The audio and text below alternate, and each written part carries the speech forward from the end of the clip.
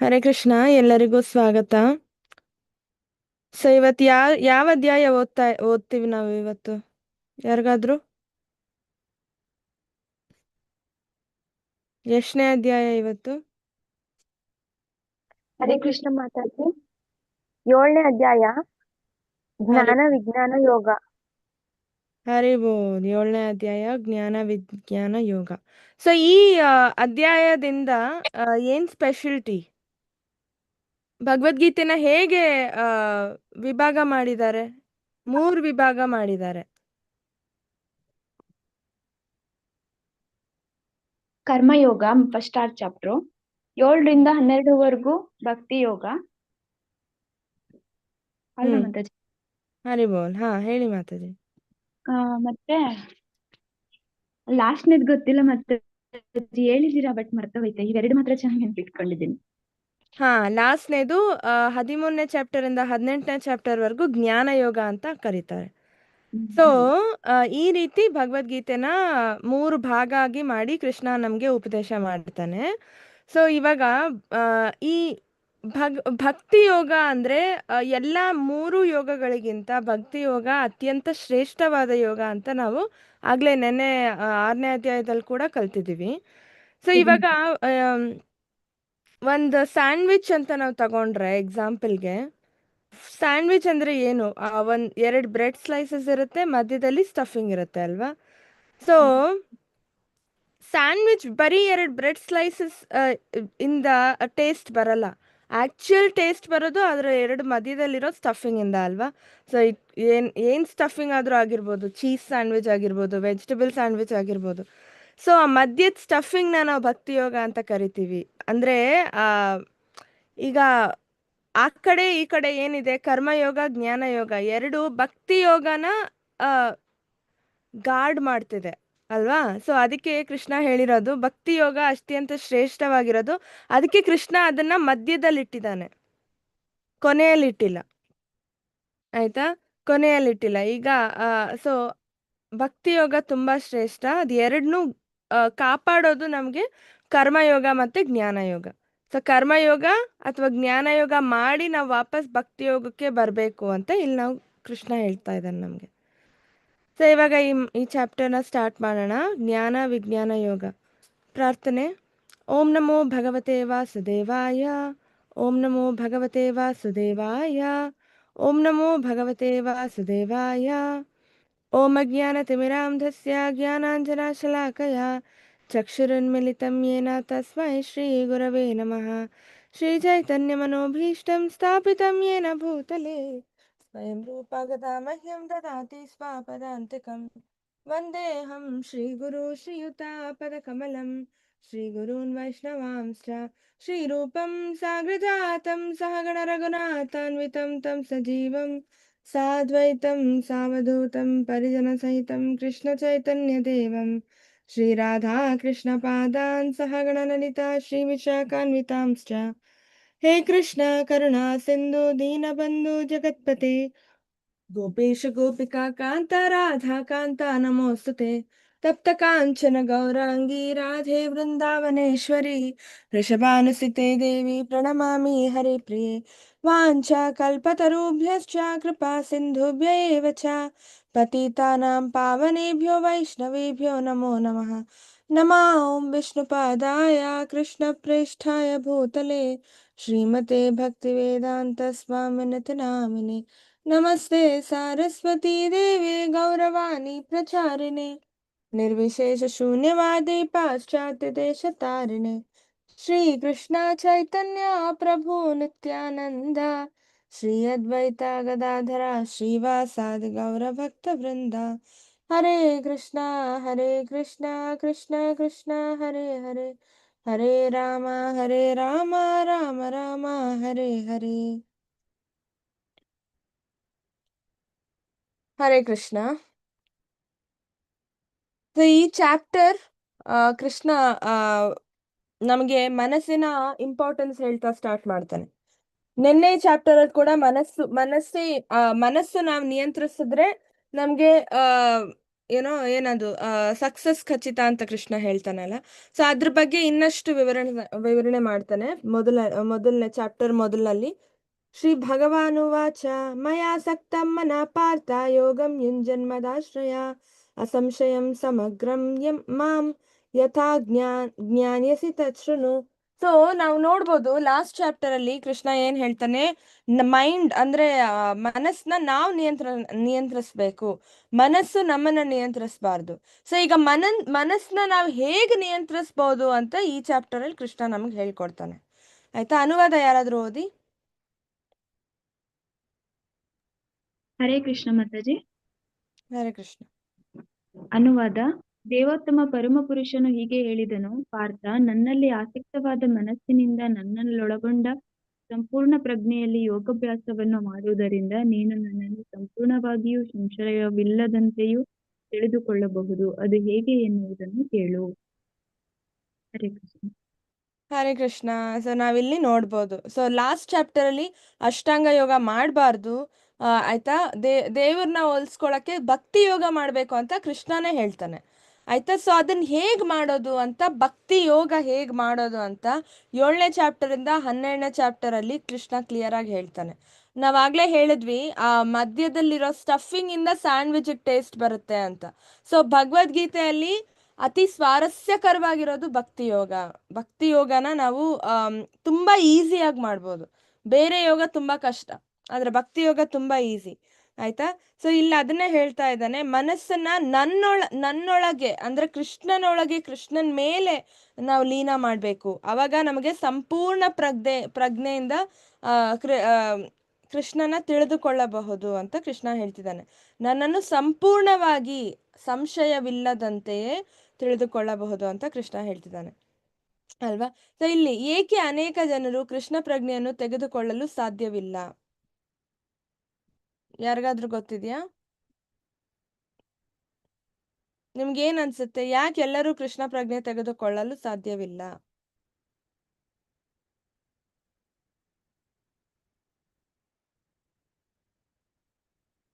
ಎಲ್ಲರೂ ಹೇಳಿ, ನಿಮ್ಗೆ ಏನ್ ಅನ್ಸುತ್ತೋ ದಯವಿಟ್ಟು ಹೇಳಿ, ಪಾರ್ಟಿಸಿಪೇಟ್ ಮಾಡಿ ಕ್ಲಾಸಲ್ಲಿ. ಉತ್ತರ ನೀವು ಚಾಟಲ್ಲಿ ಕೂಡ ಹಾಕ್ಬೋದು.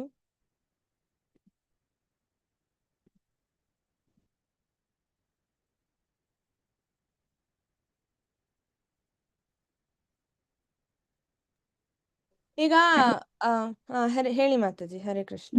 ಮಾತಾಜಿ, ಕೃಷ್ಣನ್ನ ನಾವೆಲ್ಲರೂ ತಿಳಿದಂಗೆ ಬೇರೆಯವ್ರು ಏನ್ ಅನ್ಕೊಂತಾರೆ ಅಂದ್ರೆ ಅವರು ಒಬ್ಬ ಮನುಷ್ಯನ್ ತರ, ಅವ್ರು ದೇವ್ರಲ್ಲ ಅಂತ ಒಬ್ರು ತಿಳ್ಕೊಂಡಿರ್ತಾರೆ ಮಾತಾಜಿ. ಅದ್ರಿಂದ ಕೃಷ್ಣ ಪ್ರಜ್ಞೆಯಲ್ಲಿ ಬೇಗನೆ ಅವರು ಕೃಷ್ಣ ಪ್ರಜ್ಞೆನ ತೆಗೆದುಕೊಳ್ಳಕ್ ಆಗಲ್ಲ ಮಾತಾಜಿ. ಅವ್ರಿಗೆ ಗೊತ್ತಿರಲ್ಲ ಕೃಷ್ಣನ್ ಬಗ್ಗೆ, ಅವನ್ ದೇವ್ರು, ಮತ್ತೆ ಅವ್ರ ಬಗ್ಗೆ ಬೇರೆ ಅದೇ ಮನುಷ್ಯ ಅಂತ ಹೇಳಿ ಅವ್ರು ತಿಳ್ಕೊಂಡಿರ್ತಾರೆ. ಆ ದ್ವಾಪರ ಯುಗದಲ್ಲಿ ಕೃಷ್ಣ ಅವತಾರ ಎತ್ತಿ ಬಂದಿದ್ರು ಅಂತ ಅಷ್ಟೇನೆ ತಿಳ್ಕೊಂಡಿರ್ತಾರೆ ಮಾತಾಜಿ. ದೇವ್ರು ಎಲ್ಲಾ ರೀತಿಯ ಎಲ್ಲವೂ ಕೂಡ ಕೃಷ್ಣನೇ ಅಂತ ಅವ್ರಿಗೆ ಗೊತ್ತಿರಲ್ಲ ಮಾತಾಜಿ. ಹರಿಬೋಲ್, ಎಕ್ಸಾಕ್ಟ್ಲಿ ಮಾತಾಜಿ. ಮಾಯೆಯಲ್ಲಿ ಒಳಗಾಗಿ ಎಲ್ಲರೂ ಕೃಷ್ಣ ಪ್ರಜ್ಞೆನ ತೆಗೆದುಕೊಳ್ಳೋದಕ್ಕಾಗಲ್ಲ. ಫಸ್ಟ್ ಆಫ್ ಆಲ್ ನಾವು ಕೃಷ್ಣ ದೇವೋತ್ತಮ ಪರಮ ಪುರುಷ ಅಂತ ಸ್ವೀಕಾರ ಮಾಡಬೇಕು. ಇಲ್ಲ ಎಲ್ಲಾ ದೇವ್ರ ತರ ಅವನು ಒಂದು ದೇವ್ರು, ಎಲ್ಲ ವಿಷ್ಣುನೇ ಗ್ರೇಟ್, ವಿಷ್ಣು ಎಲ್ಲಾ ಅವತಾರ ಹೇಗ್ ತಾಳ್ದ, ದಶಾವತಾರ, ಅದ್ರಲ್ಲಿ ಕೃಷ್ಣ ಕೂಡ ಒಂದು ಅವತಾರ, ಈ ತರ ತುಂಬಾ ಜನ ಅನ್ಕೊಂಡಿದ್ದಾರೆ ಅಲ್ಲ. ಭಗವದ್ಗೀತಾ ಓದ್ದೇನೆ ನಮ್ಗೆ ಈ ತರ ಅನ್ಸುತ್ತೆ. ಸೊ ಈ ತರ ಎಲ್ಲ ಯಾವಾಗ ನಾವು ಅನ್ಕೋತೀವಿ, ಕೃಷ್ಣ ಪ್ರಜ್ಞೆಯಲ್ಲಿ ನಾವು ಬರೋದಕ್ಕಾಗಲ್ಲ, ಸಾಧ್ಯನೇ ಇಲ್ಲ. ಆಯ್ತಾ? ಸೊ ಇಲ್ಲಿ ಕೃಷ್ಣ ಏನ್ ಹೇಳ್ತಾನೆ ನೋಡೋಣಂತೆ. ಮನುಷ್ಯಾನಾಂ ಸಹಸ್ರೇಷು ಕಶ್ಚಿದ್ಯತತಿ ಸಿದ್ಧಯೇ ಯಥಾ ತಾಂ ಅಪಿ ಸಿದ್ಧಾನಾಂ ಕಶ್ಚಿನ್ ಮಾಂ ವೇತ್ತಿ ತತ್ವತಃ. ಅನುವಾದ.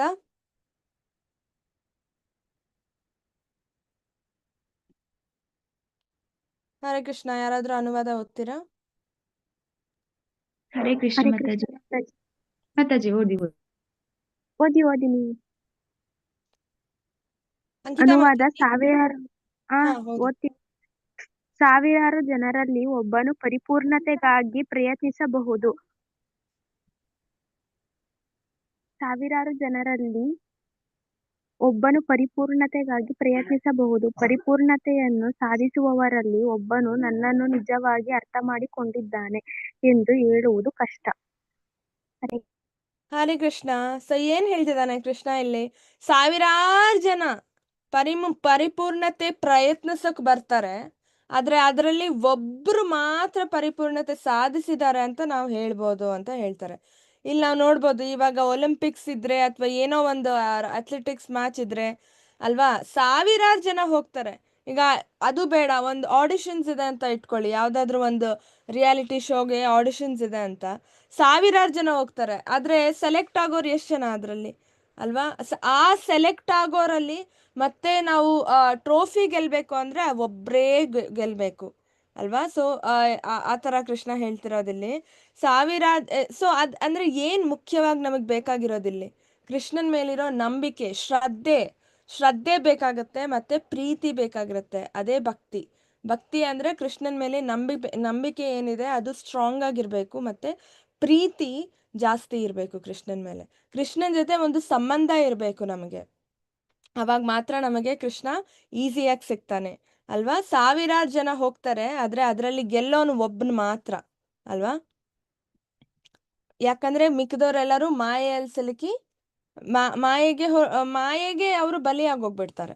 8 ಭೌತಿಕ ಶಕ್ತಿಗಳನ್ನು ವಿವರಿಸಿ. ಯಾರಿಗಾದ್ರೂ ಗೊತ್ತಿದ್ಯಾ? ಈಗ ನಾವು ಮಾಯೆ ಅಂತ ತಗೊಂಡ್ವಲ್ಲ, ಸೊ ಅದಕ್ಕೋಸ್ಕರ ಕೃಷ್ಣ ಅವನ ಶಕ್ತಿಗಳನ್ನ ವಿವರಿಸ್ತಾನೆ ಇಲ್ಲಿ. ಮಾಯೆಯಲ್ಲಿ 8 ವಿಧವಾದ ಶಕ್ತಿ ಇದೆ. ಯಾವ್ಯಾವ್ದು ಆ ಶಕ್ತಿ? ಓಕೆ, ಯಾರಿಗೂ ಗೊತ್ತಿಲ್ವಾ? ಇಲ್ಲಿ ಕೃಷ್ಣ ಹೇಳ್ತಾನೆ ನಮ್ಗೆ 8 ವಿಧವಾದ ಶಕ್ತಿ. ಭೂಮಿರಾಪೋ ಅನಿಲೋ ವಾಯು ಖಮ್ಮನೋ ಬುದ್ಧಿರೇವಚ ಅಹಂಕಾರ ಇತಿ ಯಾಮೇ ಭಿನ್ನ ಪ್ರಕೃತಿರಸ್ತದ. ಸೊ ಭೂಮಿ, ಪಂಚಭೂತಗಳೇನು? ಪಂಚಮಹಾಭೂತಗಳನ್ನ ನಾವು ಭೂಮಿ, ನೀರು, ಅಗ್ನಿ, ವಾಯು, ಆಕಾಶ ಅಂತ ಕರಿತೀವಿ ಅಲ್ವಾ? ಭೂಮಿ, ನೀರು, ಅಗ್ನಿ, ವಾಯು, ಆಕಾಶ, ಇದು ಪಂಚಮಹಾಭೂತಗಳು. ಇದಲ್ಲದೆ ಇನ್ನೂ 3 ಶಕ್ತಿ ಇದೆ.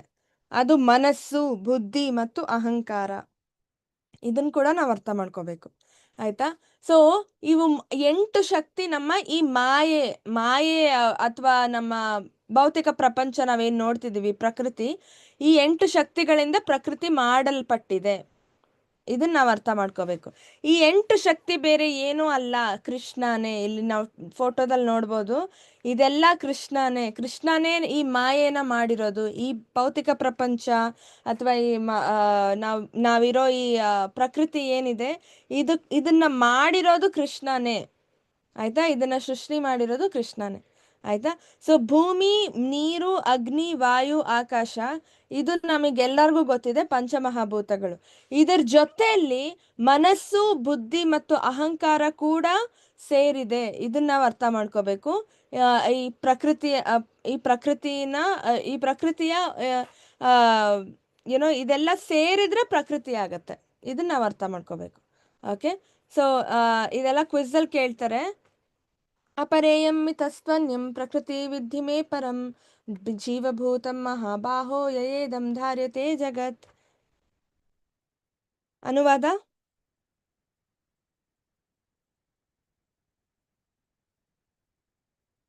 ಅನುವಾದ ಓದಿ ಯಾರಾದ್ರೂ. ಹರೇ ಕೃಷ್ಣ. ಹರೇ ಕೃಷ್ಣ ಮಾತಾಜಿ, ಕೇಳಿಸಿದ್ದೇನಾ? ಹೇಳಿ ಮಾತಾಡಿ. ಅನುವಾದ: ಮಹಾಬಾಹುವಾದ ಅರ್ಜುನನೇ, ಇವೆಲ್ಲದೆ ನನ್ನ ಇನ್ನು ಶ್ರೇಷ್ಠವಾದ ಮತ್ತೊಂದು ಶಕ್ತಿ ಇದೆ. ಅದು ಈ ಭೌತಿಕ ಮತ್ತು ಕೆಳಮಟ್ಟದ ಪ್ರಕೃತಿಯ ಸಂಪನ್ಮೂಲಗಳನ್ನು ಬಳಸಿಕೊಳ್ಳುತ್ತಿರುವ ಜೀವಿಗಳಿಂದ ಆದದ್ದು. ಹರೇ ಕೃಷ್ಣ. ಈಗ ಅರ್ಥ ಆಯ್ತಲ್ಲ? ಈಗ ಭೌತಿಕ ಪ್ರಪಂಚ ಆ 8 ಶಕ್ತಿಗಳಿಂದ ಸೇರಿರೋದು.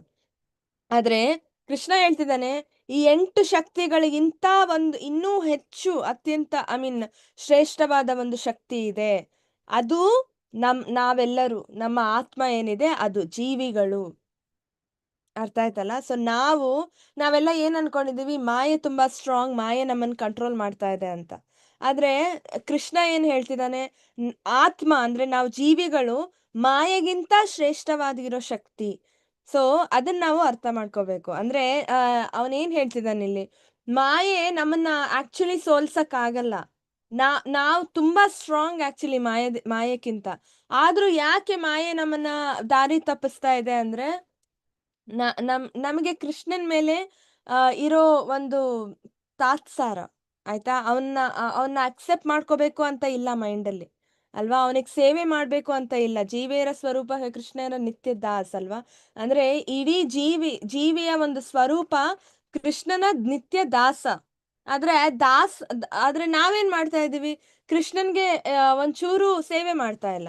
ಕೃಷ್ಣನ್ ಸೇವೆ ಮಾಡೋದ್ ಬಿಟ್ಟು ಬೇರೆ ಏನೋ ಮಾಡ್ತಾ ಇದೀವಿ ಅಲ್ವಾ. ಆದ ಕಾರಣದಿಂದ ನಾವೇ ಕೃಷ್ಣ ಅನ್ನೋ ತರ ಆಡ್ತಾ ಇದೀವಿ ಅಲ್ವಾ.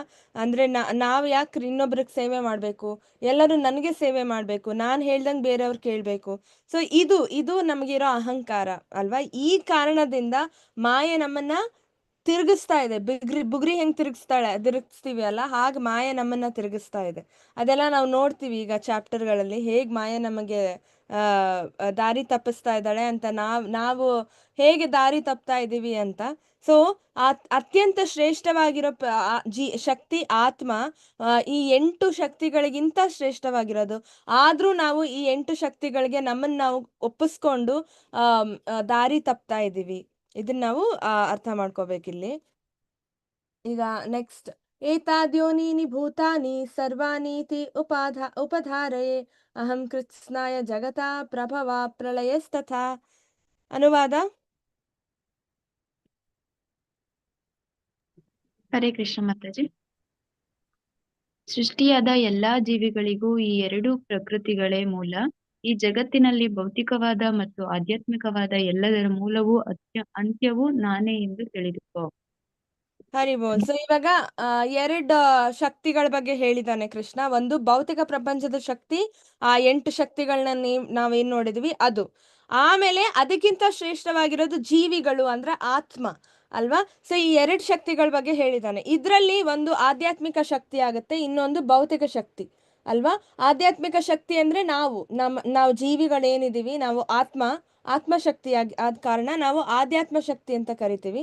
ಆಮೇಲೆ ಮಿಕ್ಕಿರೋ ಆ 8 ಶಕ್ತಿಗಳ ಬಗ್ಗೆ ಏನ್ ಹೇಳಿದಾನೆ, ಭೂಮಿ, ಅನಿಲೋ, ವಾಯು ಅಲ್ವಾ. ಸೊ ಅದನ್ನ ನಾವು ಭೌತಿಕ ಶಕ್ತಿಗಳು ಅಂತ ತಗೋಬೇಕು. ಸೊ ಈ 2 ಶಕ್ತಿ ಮೂಲವು ಮತ್ತು ಅಂತ್ಯವು ನಾನೇ ಅಂತ ಕೃಷ್ಣ ಹೇಳ್ತಿದ್ದಾನೆ ಅಲ್ವಾ. ಸೊ ಈ 2 ಶಕ್ತಿನ ಕ್ರಿಯೇಟ್ ಮಾಡಿರೋದು ಕೃಷ್ಣನೇ. ಕೆಲವ್ರು ಹೇಳ್ತಾರಲ್ಲ, ಕೃಷ್ಣ ಭೂಮಿ ಕೃಷ್ಣ ಬಂದ ತಕ್ಷಣ ಸಾವು ಕೃಷ್ಣನ್ಗೂ ಬಿಡ್ಲಿಲ್ಲ, ಕೃಷ್ಣನು ಮಾಯೆಗೆ ಒಳಪಟ್ಟ, ಕೃಷ್ಣಗೂ ಕಷ್ಟಗಳು ಬಂತು, ಅವನ್ ಪಾಪ ಬೇರೆ ಕಡೆ ಹೋಗ್ಬೇಕಿತ್ತು, ಅವನಿಗೆ ಎಷ್ಟೊಂದು ರಾಕ್ಷಸರು ಬಂದ್ರು, ಅಟ್ಯಾಕ್ ಮಾಡಿದ್ರು, ಈ ತರ ಎಲ್ಲ ಕಟ್ಟುಕತೆ ಹೇಳ್ತಿರ್ತಾರೆ ಕೆಲವರು. ಕೃಷ್ಣ ಮಾಯನ್ ಸೃಷ್ಟಿ ಮಾಡ್ದವನು, ಅವನಿಗೆ ಮಾಯ ಹಿಡಿಯಲ್ಲ, ಅವನ್ ಮಾಯೆಯ ಮೇಲಿರ್ತಾನೆ ಆಯ್ತಾ. ಇದನ್ನ ನಾವು ಮರಿತೀವಿ. ಇದನ್ನೇ ಶಾಸ್ತ್ರಗಳು ಓದಿ ನಾವು ತಿಳ್ಕೊಬೇಕಾಗಿರೋದು. ಅವಾಗ್ಲೇ ಕೃಷ್ಣ ಎಷ್ಟು ಗ್ರೇಟ್ ಅಂತ ನಮಗ್ ಗೊತ್ತಾಗಿ ನಾವು ಶರಣಾಗ್ತೀವಿ ಕೃಷ್ಣನ್ಗೆ ಅಲ್ವಾ. ಮತ್ತ ಪರತರಂ ನಾನ್ಯತ್ ಕಿಂಚಿದಸ್ತಿ ಧನಂಜಯ ಮಯಿ ಸರ್ವಂ ಇದಂ ಪ್ರೋತಂ ಶೂತ್ರೇ ಮಣಿಗಣಾನಿವ. ಅನುವಾದ.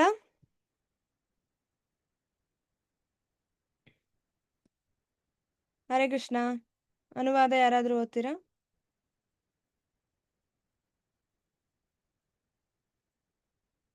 ಧನಂಜಯ, ನನಗಿಂತ ಶ್ರೇಷ್ಠವಾದ ಸತ್ಯವಿಲ್ಲ. ಮಣಿಗಳನ್ನು ದಾರದಲ್ಲಿ ಪೋಣಿಸಿದ ಹಾಗೆ ಎಲ್ಲವೂ ನನ್ನಲ್ಲೇ ಅವಲಂಬಿಸಿದೆ. ಅರ್ಥ ಆಗ್ತಾ ನಿಮ್ಗೆ?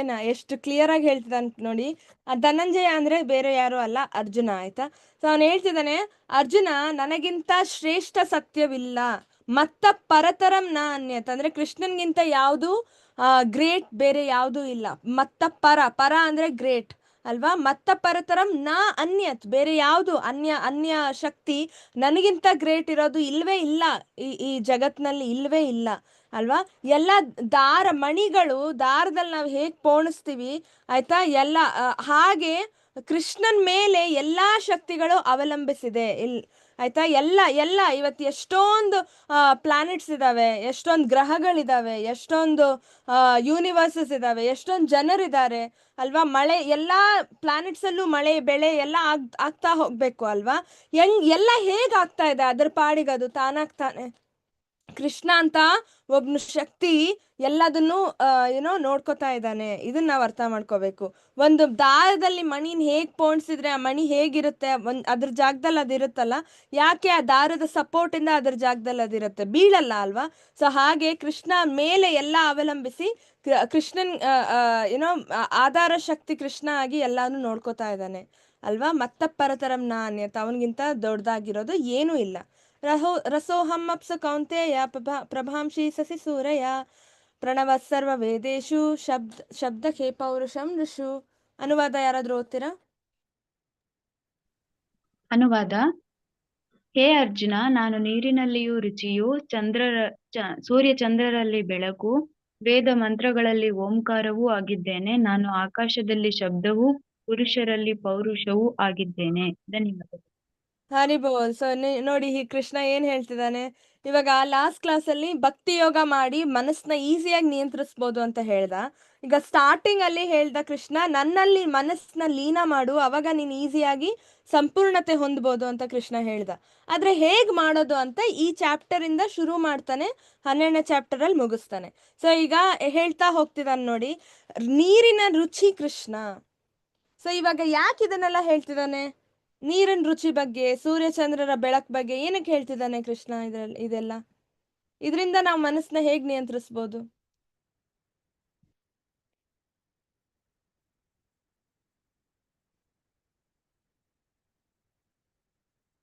ಹರೇ ಕೃಷ್ಣ, ಯಾರಿಗಾದ್ರೂ ಐಡಿಯಾ ಇದೆಯಾ?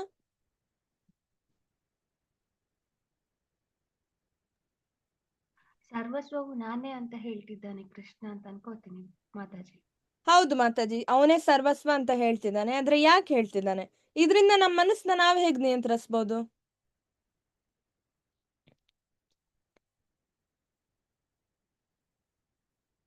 ಓಕೆ, ಸೊ ಇಲ್ಲಿ ಐಡಿಯಾ ಏನು ಅಂದ್ರೆ, ನೀರಿನಲ್ಲಿ ರುಚಿ ನಾನು ಅಂತ ಹೇಳಿದಾಗ ನಾವು ನೀರ್ ಕುಡ್ದಾಗ ಕೃಷ್ಣನ್ ಜ್ಞಾಪಿಸ್ಕೋಬೇಕು. ಮನಸ್ಸನ್ನ ನಿಯಂತ್ರಣ ಮಾಡೋದು ಅಂದ್ರೆ ಏನು? ಮನಸ್ಸು ಅದು ಇದು ಬೇರೆ ಯೋಚನೆ ಮಾಡ್ತಿರುತ್ತೆ ಕೃಷ್ಣನ್ ಬಿಟ್ಟು ಬೇರೆ ಏನ್ ಯೋಚನೆ ಮಾಡಕ್ಕೂ ಮನಸ್ಸನ್ನ ಬಿಡಬಾರ್ದು. ನಾವ್ ಅದನ್ನ ವಾಪಸ್ ಕರ್ಕೊಂಡ್ ಬರ್ಬೇಕು ಕೃಷ್ಣನ್ ಮೇಲೆ. ಹೇಗ್ ಅದೆಲ್ಲ ಸಾಧ್ಯ ಆಗತ್ತೆ? ನಾವಿರೋ ಪ್ರಪಂಚದಲ್ಲಿ ಸುತ್ತಮುತ್ತ ನಾವು ಕೃಷ್ಣನ್ ನೋಡ್ದಾಗ ಸಾಧ್ಯ ಆಗತ್ತೆ ಅಲ್ವಾ? ಕೃಷ್ಣನ ಯೋಚನೆ ಮಾಡಿದಾಗ ನಾವು ಸಾಧ್ಯ ಆಗತ್ತೆ ಆ ಮನಸ್ಸನ್ನ ವಾಪಸ್ ಕೃಷ್ಣನಲ್ಲೇ ಲೀನ ಮಾಡೋದಕ್ಕೆ ಅಲ್ವಾ? ಸೊ ಇವಾಗ ನಾವು ದಿನಚರಿಯಲ್ಲಿ ದಿನನಿತ್ಯ ನಾವ್ ಏನೇನ್ ಮಾಡ್ತಾ ಇದೀವಿ, ಅದ್ರಲ್ಲಿ ಕೃಷ್ಣನ ನಾವು ಮಧ್ಯೆ ತಗೊಂಡ್ ಬಂದಾಗ ನಮ್ಗೆ ಮನಸ್ಸು ಕೃಷ್ಣನ್ ಬಗ್ಗೆ ಯೋಚನೆ ಮಾಡುತ್ತೆ, ಮತ್ತೆ ನಿಯಂತ್ರಣ ಮಾಡ್ಬೋದು ನಾವು ಮನಸ್ಸನ್ನ ಅಲ್ವಾ? ಕೃಷ್ಣನ್ ಮೇಲೆ ಲೀನ ಮಾಡ್ಬೋದು. ಸೊ ಆದ್ರೆ ಹೇಗೆ ಅದೆಲ್ಲ? ಕೃಷ್ಣ ನಮ್ಮ ದಿನನಿತ್ಯ ಜೀವನದಲ್ಲಿ ನಾನು ಇದೀನಿ ಅಂತ ಕೃಷ್ಣ ಹೇಳ್ತಿದ್ದಾನೆ. ನೀವು ನನ್ನನ್ನ ನೀರ್ ಕುಡಿಯೋವಾಗ ಜ್ಞಾಪಿಸ್ಕೋಬಹುದು. ಸೂರ್ಯನ್ ನೋಡಿದ್ರೆ ಸೂರ್ಯನ್ ಬೆಳಕು ಕೃಷ್ಣ ಅಂತ ನಮಗೆ ಇವಾಗ ಗೊತ್ತಾಗ್ತಾ ಇದೆ ಅಲ್ವಾ? ಸೂರ್ಯನ ಬೆಳಕು ಕೃಷ್ಣ, ಚಂದ್ರನ ಬೆಳಕು ಕೃಷ್ಣ ಅಲ್ವಾ? ವೇದದ ಮಂತ್ರ ಸಾರ ಓಂಕಾರ ಆದಿ ಪ್ರಣವ ನಾದ ಏನಿದೆ ಅದು ಕೃಷ್ಣ. ಓಂ ಅಂತ ಹೇಳ್ತೀವಿ ಅಲ್ಲ, ಅದ್ ಬೇರೆ ಏನು ಅಲ್ಲ, ಕೃಷ್ಣ. ಆಯ್ತಾ? ಆಮೇಲೆ ನಾನು ಆಕಾಶದಲ್ಲಿ ಶಬ್ದವು, ಪುರುಷನಲ್ಲಿ ಪೌರುಷವೂ ಆಗಿದ್ದೇನೆ. ಪೌರುಷ ನಮ್ಗೆಲ್ಲ ಮಾಡ್ಬೇಕು, ಏನಾದ್ರೂ ಮಾಡ್ಬೇಕು ಅಂದ್ರೆ ಶಕ್ತಿ ಬೇಕು ಅಲ್ವಾ? ಪುರುಷ ಆಗಿರ್ಲಿ ಸ್ತ್ರೀ ಆಗಿರ್ಲಿ, ನಮ್ಗೆ ಏನೇ ಮಾಡ್ಬೇಕು ಅಂದ್ರೆ ಶಕ್ತಿ ಬೇಕು. ಆ ಶಕ್ತಿ ಕೃಷ್ಣ ಅಂತ ಹೇಳ್ತಿದ್ದಾನೆ, ಪುರುಷನಲ್ಲಿರೋ ಪೌರುಷ ಅಲ್ವಾ? ಸೊ ಯಾರಾದ್ರೂ ಏನಾದ್ರೂ ಚೆನ್ನಾಗ್ ಮಾಡ್ತಾ ಇದ್ರೆ ನಾವ್ ಇವಾಗ ಸಡನ್ ಆಗಿ ಇವಾಗ ಈ ಚಾಪ್ಟರ್ ಓದಿದ್ಮೇಲೆ ನಮ್ಗೆ ಏನ್ ನಮ್ಮ ಯೋಚನೆ ಯಾವ ತರ ಇರ್ಬೇಕು? ಯಾರಾದ್ರೂ ಏನಾದ್ರೂ ಚೆನ್ನಾಗ್ ಮಾಡ್ತಿದ್ರೆ, ಅವ್ರು ಎಷ್ಟ್ ಚೆನ್ನಾಗ್ ಮಾಡ್ತಾ ಇದಾರೆ, ಆ ಶಕ್ತಿ ಕೊಟ್ಟಿರೋದು ಕೃಷ್ಣ ಅವ್ರಿಗೆ ಅಂತ ಇಮ್ಮಿಡಿಯೇಟ್ ಆಗಿ ಮೈಂಡ್ ಅಲ್ಲಿ ಬರ್ಬೇಕು ಕೃಷ್ಣ ಅಲ್ವಾ? ಈ ರೀತಿನೇ ನಾವು ಮೈಂಡ್ ನ ನಿಯಂತ್ರಿಸ್ಬೋದು, ಕೃಷ್ಣನಲ್ಲಿ ಲೀನ ಮಾಡ್ಬೋದು. ಇದನ್ನ ನಾವು ಪ್ರಾಕ್ಟಿಕಲ್ ಆಗಿ ಹೇಗ್ ಮಾಡೋದು ಅಂತ ಕೃಷ್ಣ ನಮ್ಗಿಲ್ಲಿ ಹೇಳ್ತಾ ಇದ್ದಾನೆ. ಅದಕ್ಕೆ ಭಕ್ತಿ ಯೋಗ ತುಂಬಾ ತುಂಬಾ ಇಂಪಾರ್ಟೆಂಟ್. ಕೃಷ್ಣನ್ ಬಗ್ಗೆ ನೀವು ಇನ್ನೂ ಜಾಸ್ತಿ ಕಲಿತೀವಿ ಆಯ್ತಾ? ಹೇಗ್ ಮಾತಾಜಿ ಆಗ್ಲೇ ಹೇಳಿದ್ರು, ಸರ್ವಸ್ವವೂ ಕೃಷ್ಣ ಬಿಟ್ರೆ ಬೇರೆ ಏನೂ ಇಲ್ಲ. ಗೋವಿಂದ ವಿರಹೇನಮೆ ಶೂನ್ಯ ಇದಂ ಜಗತ್ ಸರ್ವಂ ಗೋವಿಂದ ವಿರಹೇನಮೆ. ಶೂನ್ಯ, ಇಡೀ ಜಗತ್ತು ಶೂನ್ಯ, ಕೃಷ್ಣ ಇಲ್ಲ ಅದ್ರಲ್ಲಿ ಅಂದ್ರೆ ಅಲ್ವಾ? ಸೊ ನಾವು ನೆಕ್ಸ್ಟ್ ಟೈಮ್ ನೀರ್ ಕುಡ್ದಾಗ ಕೃಷ್ಣ ಇದ್ದಾನೆ. ರುಚಿ, ನೀರಿಗೆ ರುಚಿ ಇಲ್ಲ, ಆದ್ರೆ ಕೃಷ್ಣ ಇಲ್ಲಿ ಏನ್ ಹೇಳ್ತಿದ್ದಾನೆ ಅಂದ್ರೆ, ನಮಗ್ ತುಂಬಾ ಬಾಯಾರಿಕೆ ಆದಾಗ ನೀರ್ ಕುಡ್ದಾಗ ನಮ್ಗೆ ಎಷ್ಟು ಸಮಾಧಾನ ಸಿಗುತ್ತೆ ಅಲ್ವಾ? ಒಂದು ತೃಪ್ತಿ ಆಗುತ್ತೆ ಅಲ್ವಾ? ಆ ತೃಪ್ತಿನೇ ಇಲ್ಲಿ ರುಚಿ ಆಯ್ತಾ? ಆ ತೃಪ್ತಿ ಕೃಷ್ಣ ಅಲ್ವಾ? ಆ ತೃಪ್ತಿ ಕೃಷ್ಣ. ಸೂರ್ಯಚಂದ್ರರ ಬೆಳಕು ಕೃಷ್ಣ. ಓಂ ಅಂತ ನಾವೇನ್ ಹೇಳ್ತೀವಿ ಅದು ಕೃಷ್ಣ, ಬೇರೆ ಏನೂ ಅಲ್ಲ ಆಯ್ತಾ. ಸೊ ಬೇರೆ ಮಂತ್ರ ನೀವು ನೋಡ್ಬೋದು ಎಲ್ಲಾ ವೇದ ಮಂತ್ರಗಳಲ್ಲಿ ಸ್ಟಾರ್ಟಿಂಗ್ ಅಲ್ಲಿ ಓಂ ಅಂತ ಇರುತ್ತೆ. ಓಂ ಗಣೇಶಾಯ ನಮಃ, ಓಂ ನಮಃ ಶಿವಾಯ. ಯಾಕೆ? ಬೇರೆ ದೇವರುಗಳಿಗೆ ಯುನೋ ನಮ್ಗೆ ದೇವಾನುದೇವತೆಗಳಿದಾರಲ್ಲ, ಮುಕ್ಕೋಟಿ ದೇವರಿದ್ದಾರೆ, 3 ಕೋಟಿ ದೇವರು, ಅವರು ಕೃಷ್ಣನ ಭಕ್ತರು. ಆ ದೇವರೆಲ್ಲರೂ ಕೃಷ್ಣನ ಭಕ್ತರು. ಯಾಕಂದ್ರೆ ಕೃಷ್ಣ ಮಾತ್ರ ದೇವೋತ್ತಮ ಪರಮ ಪುರುಷ. ಆಯ್ತಾ. ಸೊ ಅದಕ್ಕೆ ಅವರು ಸ್ಟಾರ್ಟಿಂಗ್ ಯಾವ ಮಂತ್ರ ವೇದದಲ್ಲಿ ನೋಡಿದ್ರು ಸ್ಟಾರ್ಟಿಂಗ್ ಅಲ್ಲಿ ಓಂಕಾರ ಇರುತ್ತೆ. ಯಾಕಂದ್ರೆ ಅದನ್ನ ನಾವು ಕೃಷ್ಣಂಗೆ ಅರ್ಪಿಸಿದೀವಿ ಅಂತ ಅರ್ಥ. ನಾವು ಬೇರೆ ದೇವರ ಮಂತ್ರ ಹೇಳಿದ್ರು, ಪಠನೆ ಮಾಡಿದ್ರು, ಅದು ಅಲ್ಟಿಮೇಟ್ಲಿ ಅದು ಹೋಗಿ ಸೇರ್ಬೇಕಾಗಿರೋದು ಕೃಷ್ಣನ್ಗೆ. ಎಲ್ಲಾ ನದಿಗಳು ಹೇಗ್ ಸಮುದ್ರಕ್ಕೆ ಸೇರ್ಬೇಕು, ಹಾಗೆ ಎಲ್ಲಾ ನಾವು ಮಾಡೋ ಪೂಜೆ ಆಗಿರ್ಬೋದು, ನಾವು ಮಾಡೋ ಯಜ್ಞ ಆಗಿರ್ಬೋದು, ಕೃಷ್ಣಂಗೆ ಸೇರ್ಬೇಕಾಗಿ ಬರುತ್ತೆ. ಆದ ಕಾರಣ ಸ್ಟಾರ್ಟಿಂಗ್ ಅಲ್ಲಿ ನಾವು ಓಂ ಅಂತ ಹೇಳ್ತೀವಿ. ಓಂ ಅಂದ್ರೆ ಕೃಷ್ಣ, ಅಲ್ಲಿ ನಾವು ಕೃಷ್ಣನ ಜ್ಞಾಪಿಸ್ಕೋಬೇಕು ಅಂತ. ಅರ್ಥ ಆಯ್ತಲ್ಲ. ಸೊ ಹಾಗೆ ಈ ಕಾರಣದಿಂದಾಗಿ ವೇದ ಮಂತ್ರಗಳಲ್ಲಿ ಓಂ ಅಂತ ಸ್ಟಾರ್ಟಿಂಗ್ ಅಲ್ಲಿ ಇರುತ್ತೆ. ನಾನು ಆಕಾಶದ ಶಬ್ದವು ಪುರುಷನಲ್ಲಿರೋ ಪೌರುಷವು ಕೃಷ್ಣನೇ ಅಂತ ಹೇಳ್ತಾನೆ. ಸೊ ಇಲ್ಲಿ ತುಂಬಾ ಹೇಳ್ತಾ ಹೋಗ್ತಾನೆ ಯಾವ್ದ್ರಲ್ಲಿ ಕೃಷ್ಣ. ಆಯ್ತಾ. ನಾವು ನೀರಿನ ರುಚಿ ಕೃಷ್ಣ ಆಗಿರ್ತಾನೆ, ಸೂರ್ಯಚಂದ್ರನ ಬೆಳಕು ಕೃಷ್ಣ ಆಗಿರ್ತಾನೆ, ವೇದ ಮಂತ್ರಗಳಲ್ಲಿ ಓಂಕಾರ ಕೃಷ್ಣ ಆಗಿರ್ತಾನೆ, ಆಕಾಶದಲ್ಲಿ ಧ್ವನಿ ಕೃಷ್ಣ ಆಗಿರ್ತಾನೆ. ಅಂದ್ರೆ ನಾವು ಮಾತಾಡುವಾಗ ಕೇಳಿಸ್ತಿದೆ ನಿಮ್ಗೆ ಅಂದ್ರೆ ಶಬ್ದ ನಿಮಗೆ ಕೇಳಿಸ್ತಾ ಇದೆ, ನಾನ್ ಮಾತಾಡೋದು ಅಥವಾ ನೀವ್ ಮಾತಾಡೋದು ಇನ್ನೊಬ್ರಿಗೆ ಕೇಳಿಸ್ತಿದೆ ಅಂದ್ರೆ ಆ ಶಬ್ದ ಕೃಷ್ಣ. ಅದನ್ನ ನಾವ್ ಅರ್ಥ ಮಾಡ್ಕೋಬೇಕು. ನೆಕ್ಸ್ಟ್ ಟೈಮ್ ನಾವ್ ಏನೇ ಶಬ್ದ ಬಂದ್ರು ಕೃಷ್ಣಂಗ್ ರಿಲೇಟ್ ಮಾಡ್ಕೋಬೇಕು. ಆಯ್ತಾ. ಮನುಷ್ಯನಲ್ಲಿರೋ ಸಾಮರ್ಥ್ಯ ಕೃಷ್ಣ. ಆಯ್ತಾ. ಭೂಮಿಗೆ ಪರಿಮಳ ಇರುತ್ತಲ್ಲ, ಯಾವ ವಾಸನೆ, ಭೂಮಿಯ ಒಂದು ವಾಸನೆ ಬರುತ್ತೆ, ಮಳೆ ಬಂದಾಗೆಲ್ಲ ನಾವು ಮಣ್ಣಿನ ವಾಸನೆ ತಗೋಬಹುದು. ಆ ವಾಸನೆ ಯಾರು? ಕೃಷ್ಣ ಅಲ್ವಾ. ಬೆಂಕಿಯಲ್ಲಿರೋ ಶಾಖ, ಹೀಟಿನ ಅಂಶ ಬರುತ್ತಲ್ಲ, ಬೆಚ್ಚಗನ್ಸುತ್ತೆ ಬೆಂಕಿ ಹತ್ರ ಹೋದ್ರೆ. ಸೊ ಆ ಶಾಖ ಕೃಷ್ಣ ಅಲ್ವಾ. ಏನೆಲ್ಲ ಜೀವಿಸ್ತಾ ಇದೆ ಅದ್ರೊಳಗಿರೋ ಜೀವಶಕ್ತಿ ಕೃಷ್ಣ. ಅರ್ಥ ಆಯ್ತಲ್ಲ. ಎಲ್ಲಾ ತಪಸ್ಸು ಕೃಷ್ಣ. ಯಾರಾದ್ರೂ ತಪಸ್ ಮಾಡ್ತಿದ್ರೆ ಅವ್ರು ಮಾಡ್ತಿರೋ ತಪಸ್ಸೇ ಕೃಷ್ಣ. ಅರ್ಥ ಆಯ್ತಾ. ನೋಡಿ ಎಷ್ಟ್ ಚೆನ್ನಾಗಿ ಹೇಳ್ತಿದ್ದಾನೆ ಕೃಷ್ಣ. ಎಲ್ಲ ಅಸ್ತಿತ್ವಗಳ ಮೂಲ ಬೀಜ ಕೃಷ್ಣ. ಎಲ್ಲ ಅಸ್ತಿತ್ವಗಳ ಮೂಲ ಬೀಜ ಕೃಷ್ಣ. ಬುದ್ಧಿವಂತರಲ್ಲಿರೋ ಬುದ್ಧಿ ಕೃಷ್ಣ. ಬುದ್ಧಿವಂತರು ಅಂತ ನಾವ್ ಯಾರಿಗ್ ಕರಿತೀವಿ? ಬುದ್ಧಿ ಚೆನ್ನಾಗಿದ್ದಾಗ. ಆ ಬುದ್ಧಿನೇ ಕೃಷ್ಣ. ಕೃಷ್ಣ ಇಲ್ದಿದ್ರೆ ಬುದ್ಧಿ ಇಲ್ಲ. ಬುದ್ಧಿ ಇಲ್ಲ ಅಂದ್ರೆ ನಾವ್ ಅವ್ರನ್ನ ಬುದ್ಧಿವಂತರು ಅಂತ ಕರೆಯಕ್ಕೆ ಆಗಲ್ಲ. ಎಲ್ಲಾ ಶಕ್ತಿಶಾಲಿ ಪುರುಷರಲ್ಲಿರೋ ಪರಾಕ್ರಮ ಕೃಷ್ಣ. ನಾವೊಬ್ಬರನ್ನ ಶಕ್ತಿಶಾಲಿ ಅಂತ ಹೇಳಿದ್ರೆ ಅವ್ರಿಗೆ ತುಂಬಾ ಪರಾಕ್ರಮ ಇರುತ್ತೆ, ಅದಕ್ಕೆ ಹೇಳ್ತೀವಿ ಆ ಪರಾಕ್ರಮನೇ ಕೃಷ್ಣ. ನಮ್ಮಲ್ಲಿ ತುಂಬಾ ಬುದ್ಧಿ ಇದ್ರೆ ನಾವ್ ಯಾವಾಗ್ಲೂ ಕೃಷ್ಣಂಗ್ ಥ್ಯಾಂಕ್ಸ್ ಹೇಳ್ಬೇಕು. ಕೃಷ್ಣ, ನೀನ್ ನನಗ್ ಬುದ್ಧಿಯಾಗಿ ಬಂದಿದ್ಯಾ ಅಂತ. ಸೊ ಅದಕ್ಕೆ ಕೃಷ್ಣ ಹೇಳ್ತಿರೋದು. ಆಯ್ತಾ. ಥ್ಯಾಂಕ್ಸ್ ಹೇಳ್ಬೇಕು, ಕೃಷ್ಣನ್ ಜ್ಞಾಪಿಸ್ಕೋಬೇಕು. ಪ್ರತಿಯೊಂದು ಪ್ರತಿಯೊಂದು ಕ್ಷಣದಲ್ಲೂ ನಾವು ಕೃಷ್ಣನ ಜ್ಞಾಪಿಸ್ತಾ ಇರ್ಬೇಕು. ಕಾಮ ಆಸಕ್ತಿರಹಿತವಾದ ಸಾಮರ್ಥ್ಯ ಕೃಷ್ಣ. ಧರ್ಮ ತತ್ವಿಧಿಗಳ ವಿರುದ್ಧವಲ್ಲದ ಲೈಂಗಿಕ ಜೀವನ ಕೃಷ್ಣ. ಲೈಂಗಿಕ ಜೀವನ ಕೂಡ ಕೃಷ್ಣ. ಆದ್ರೆ ಧರ್ಮಕ್ಕೆ ಅನುಸಾರವಾಗಿರೋ ಲೈಂಗಿಕ ಜೀವನ ಕೃಷ್ಣ ಅಂತ ಇಲ್ಲಿ ಕೃಷ್ಣ ಹೇಳ್ತಿದ್ದಾನೆ ಅಲ್ವಾ. ಸೊ ಇದೆಲ್ಲದ್ರ ಮೂಲಕ ಕೃಷ್ಣ ಅವನ ಬಗ್ಗೆ ಅವನೇ ಹೇಳ್ತಾ ಇದ್ದಾನೆ. ಯಾಕಂದ್ರೆ ಯಾರಿಗೂ ಗೊತ್ತಿಲ್ಲ ಕೃಷ್ಣ ದೇವೋತ್ತಮ ಪರಮ ಪುರುಷ ಅಂತ. ಆಗ್ಲೇ ಮಾತಾಜಿ ಹೇಳ್ದಾಗ ಎಲ್ಲರ ತರ ಕೃಷ್ಣನು ಒಂದು ದೇವ್ರು, ಇನ್ ಕೆಲವರು ದ್ವಾಪರ ಯುಗದಲ್ಲಿ ಮನುಷ್ಯರು ಅಂತ ತಿಳ್ಕೊಂಡ್ರು ಅಲ್ವಾ. ಸೊ ಕೃಷ್ಣ ಆರ್ಡಿನರಿ ಮನುಷ್ಯರು ಅಥವಾ ಎಲ್ಲರ ತರ ದೇವ್ರು ಅಲ್ಲ. ಅವನು ದೇವೋತ್ತಮ ಪರಮ ಪುರುಷ. ಅವನ ಬಗ್ಗೆ ಅವನ್ ಹೇಳಿಲ್ಲ ಅಂದ್ರೆ ನಮ್ಗೆ ಯಾರಿಗೂ ಗೊತ್ತಾಗಲ್ಲ. ಅದಕ್ಕೆ ಅವನ ಬಗ್ಗೆನೇ ಅವನು ಹೇಳ್ತಿದ್ದಾನೆ, ನಮ್ಗೆ ಇಂಟ್ರೊಡಕ್ಷನ್ ಕೊಡ್ತಾ ಇದ್ದಾನೆ. ಶ್ರೀಕೃಷ್ಣನ ಬಗ್ಗೆ ಕೆಲವರಿಗೆ ಏಕೆ ಗೊತ್ತಿಲ್ಲ? Again answer same. ಮಾಯೆಗೆ ಒಳಗಾಗಿ ನಮ್ಗೆ ಕೃಷ್ಣನ್ ಬಗ್ಗೆ ತಿಳ್ಕೊಳಕ್ ಆಗಲ್ಲ. ನಮ್ಮ ಮೈಂಡ್ ಏನಾಗುತ್ತೆ, ಅದು ಮೋಡ ಹೆಂಗ್ ಕವಿಯುತ್ತೆ ಅಲ್ಲ ಆಕಾಶದಲ್ಲಿ, ಸೂರ್ಯನ್ಗೆ ಮೋಡ ಕವ್ದಾಗ ಸೂರ್ಯ ಕಂಪ್ಲೀಟ್ ಇದಾಗ್ತಾನೆ, ಮೋಡದ ಹಿಂದೆ ಹೋಗಿ ಔತ್ಕೊಂಡ್ಬಿಡ್ತಾನೆ ಅಲ್ವಾ. ಸೊ ಹಾಗೆ ಸೇಮ್ ನಮಗೂ ಆಗ್ತಾ ಇರೋದು. ಮಾಯೆ ನಮ್ಮ ಬುದ್ಧಿನ ಕಂಪ್ಲೀಟ್ ಕವ್ದಾಗ ಏನಾಗತ್ತೆ, ನಾವು ಯೋಚನೆ ಸರಿಯಾದ ರೀತಿಯಲ್ಲಿ ಮಾಡಕ್ ಬರಲ್ಲ. ಸೊ ನಾವೆಲ್ಲರೂ ಮಾಯೆಯಲ್ಲಿ ಸಿಲುಕಿದೀವಿ. ಮಾಯೆ ಅಂದ್ರೆ ನಾವಾಗ್ಲೇ ನೋಡಿದ್ವಿ, ಆ 8 ಶಕ್ತಿಗಳೇನ್ ಕೃಷ್ಣ ಹೇಳ್ತಾನೆ ಅದ್ರಲ್ಲಿ ಕಂಪ್ಲೀಟ್ ಆಗಿ ಸಿಲುಕಿದೀವಿ. ಅದಕ್ಕಿಂತ ಜಾಸ್ತಿ ಆ ಲಾಸ್ಟ್ 3 ಶಕ್ತಿ, ಬುದ್ಧಿ, ಮನಸ್ಸು, ಬುದ್ಧಿ ಮತ್ತು ಅಹಂಕಾರ, ಈ ಕಾರಣದಿಂದ ಕೃಷ್ಣನ ಅರ್ಥ ಮಾಡ್ಕೊಳಕ್ಕೆ ಸಾಧ್ಯ ಆಗಲ್ಲ. ಏ ಚೈವ ಸಾತ್ವಿಕ ಭಾವ ರಜಸಾಸ್ತಾಮಸಾಶ್ಚಯೇ ಮತ್ತ ಏವೇತಿ ತನ್ವಿಧಿ ನತ್ವ ಅಹಂ ತೇಷು ತೇ ಮಯಿ. ಅನುವಾದ.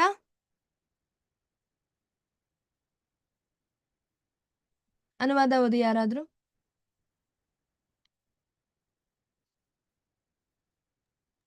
ಹರೇ ಕೃಷ್ಣ ಮಾತಾಜಿ. ಹರೇ ಕೃಷ್ಣ.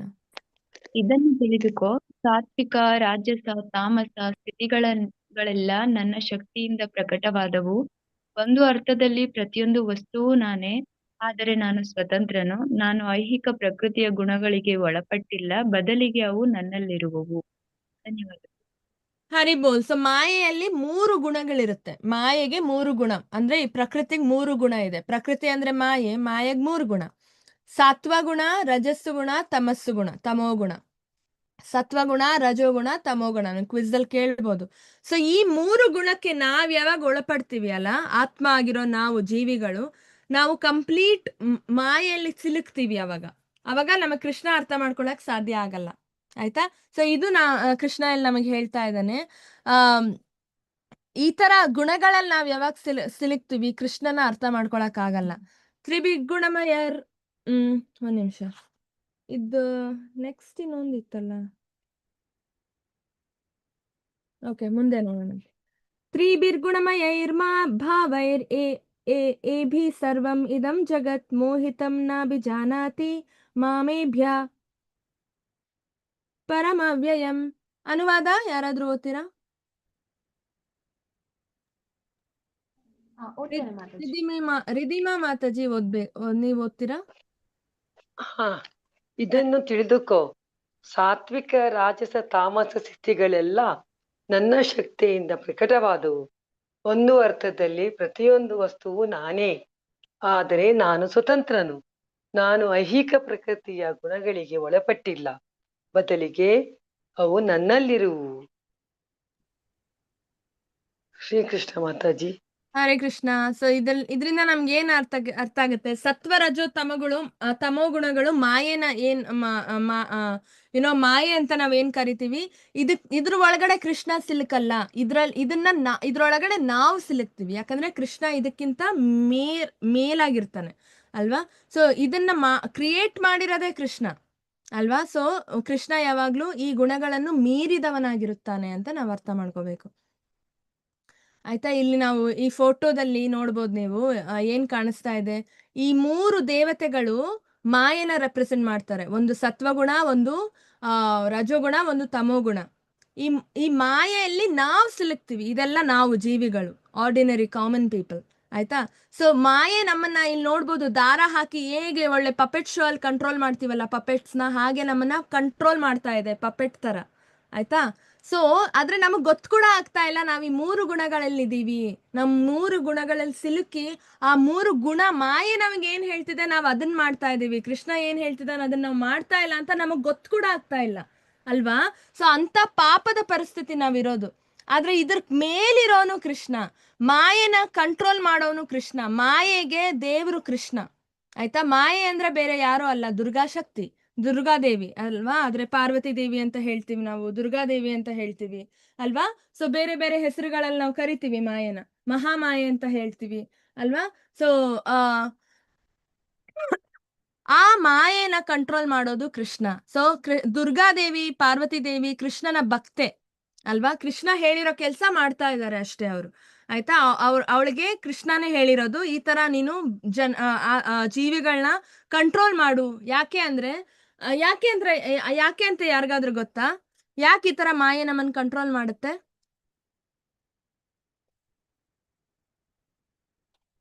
ನಾವ್ ಯಾಕೆ ಮಾಯೆಯ ಅಧೀನದಲ್ಲಿದ್ದೀವಿ?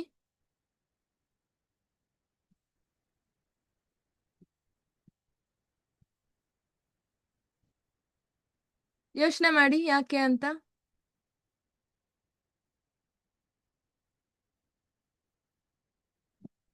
ಓಕೆ, ಸೊ ಬೇಸಿಕ್ಲಿ ನಾವೆಲ್ಲ ಇದ್ದಿದ್ದು ವೈಕುಂಠ ಗೋಲೋಕದಲ್ಲಿ, ಕೃಷ್ಣ ಲೋಕದಲ್ಲಿ ಇದ್ವಿ. ಆಯ್ತಾ? ಆದ್ರೆ ಅಲ್ಲಿ ಕೃಷ್ಣನ್ಗೆ ಏನ್ ಮಾಡ್ಬೇಕು? ಗೋಲೋಕದಲ್ಲಿ, ವೈಕುಂಠದಲ್ಲಿ ಕೃಷ್ಣನ್ಗೆ ಸೇವೆ ಮಾಡೋದು ಅಲ್ವಾ? ಸೊ ಬಟ್ ಏನಾಯ್ತು, ಒಂದ್ಸರ್ತಿ ಕೃಷ್ಣನ್ಗೆ ನಾವ್ ಯಾಕೆ ಸೇವೆ ಮಾಡ್ಬೇಕು, ನನಗೂ ಯಾರಾದ್ರೂ ಸೇವೆ ಮಾಡ್ಬೇಕು, ನಾನೇ ಯಾಕೆ ಯಾವಾಗ್ಲೂ ಕೃಷ್ಣಂಗ್ ಸೇವೆ ಮಾಡ್ಬೇಕು, ನನಗೂ ಯಾರಾದ್ರೂ ಸೇವೆ ಮಾಡೋರಿದ್ರೆ ಎಷ್ಟ್ ಚೆನ್ನಾಗಿರುತ್ತಲ್ವಾ ಅಂತ ಒಂದು ಯೋಚನೆ ಬಂತು ಮನಸ್ಸಿನಲ್ಲಿ. ಆಯ್ತಾ, ನಾವ್ ಅಲ್ಲಿರುವಾಗ. ಸೊ ಅವಾಗ ಕೃಷ್ಣ ಏನ್ ಹೇಳ್ತಾನೆ, ವೈಕುಂಠದಲ್ಲಿ ಗೋಲೋಕದಲ್ಲಿ ಅಂದ್ರೆ ಕೃಷ್ಣ ಲೋಕದಲ್ಲಿ ಕೃಷ್ಣನ್ಗೆ ಸೇವೆ ಮಾಡೋರು ಮಾತ್ರ ಇರ್ಬೇಕು. ನನಗ್ ಸೇವೆ ಮಾಡಿಸ್ಕೋಬೇಕು ಯಾರಾದ್ರೂ ಅಂದ್ರೆ ಹೇಳಿದ್ರೆ ಅವಾಗ ನಾವು ಕೃಷ್ಣನ ನಾವು ಕೃಷ್ಣ ಆಗ್ಬೇಕು ಅಂತ ಅನ್ಕೋತಾ ಇದೀವಿ ಅಲ್ಲ. ದೇವ್ರು ಒಬ್ನೇ, ನಾವು ದೇವ್ರಾಗಕ್ಕಾಗಲ್ಲ, ಯಾವತ್ತಿಗೂ ಸಾಧ್ಯ ಇಲ್ಲ. ಆಯ್ತಾ. ಸೊ ಈ ಕೆಟ್ಟ ಯೋಚನೆ ನಮ್ ತಲೆಗೆ ಬಂದಾಗ ಏನ್ ಮಾಡ್ತಾನೆ ಕೃಷ್ಣ, ಓಕೆ ನೀವು ಸೇವೆ ಮಾಡಿಸ್ಕೋಬೇಕಾ, ನೀವು ನಂತರ ದೇವ್ರ ತರ ಇರ್ಬೇಕು ಅಂತ ನಿಮ್ಗೆ ಅನ್ನಿಸ್ತಾ ಇದ್ಯಾ, ನೀವು ಕೂಡ ಎಂಜಾಯ್ ಮಾಡ್ಬೇಕು ಅಂತ ನಿಮ್ಗೆ ಅನ್ನಿಸ್ತಾ ಇದ್ಯಾ, ಹಾಗಿದ್ರೆ ಇಲ್ಲ ಆಗಲ್ಲ ಅದು. ಆದ್ರೆ ನಿಮಗೋಸ್ಕರ ಒಂದು ಸೆಪರೇಟ್ ಪ್ರಪಂಚ ನಾನು ನಿರ್ಮಾಣ ಮಾಡ್ತೀನಿ, ನೀವು ಅಲ್ಲೋಗಿ ನಿಮ್ಗೆ ಏನೇನ್ ಆಸೆಗಳಿದೆಯೋ ಎಲ್ಲಾನು ಈಡೇರಿಸ್ಕೊಂಡ್ ಬರ್ಬೋದು ಅಂತ ಕೃಷ್ಣ ಹೇಳ್ತಾನೆ ಅಲ್ವಾ. ಅಂದ್ರೆ ಕೃಷ್ಣಂಗ್ ನಾವೆಲ್ಲ ಚಿಕ್ಕ ಮಕ್ಳು, ಅವನೇನ್ ಹೇಳ್ತಾನೆ, ಇವಾಗ ಮಕ್ಳು ಮನೆಯಲ್ಲಿ ಏನಾದ್ರೂ ಮಾಡ್ಬೇಕು ಅಂತ ಹೇಳಿದ್ರೆ, ಇವಾಗ ಅಮ್ಮ ಅಡ್ಗೆ ಮಾಡ್ತಾ ಇರ್ತಾಳೆ, ಮಕ್ಳು ಹೋಗಿ ನಾನು ಅಡ್ಗೆ ಮಾಡ್ತೀನಿ ಅಂದ್ರೆ ಅಮ್ಮ ಏನ್ ಮಾಡ್ತಾಳೆ, ಅಮ್ಮ ಮಾರ್ಕೆಟಿಗೆ ಹೋಗಿ ಚಿಕ್ಕ ಚಿಕ್ಕ ಅಡಿಗೆ ಆಟ ಸಾಮಾನು ತಂದ್ಕೊಡ್ತಾಳೆ ಮಗುಗೆ ಅಲ್ವಾ. ನೀನ್ ಇದ್ರಲ್ಲಿ ಆಟ ಆಡು, ಯಾಕಂದ್ರೆ ರಿಯಲ್ ಅಡ್ಗೆ ಮನೆಯಲ್ಲಿ ನಾನೇ ಅಡ್ಗೆ ಮಾಡಕ್ಕಾಗೋದು, ನೀನ್ ಅಡ್ಗೆ ಮಾಡಕ್ ಬರಲ್ಲ, ಕೈ ಸುಟ್ಕೋತೀಯ ಅಡ್ಗೆ ಮಾಡಿದ್ರೆ.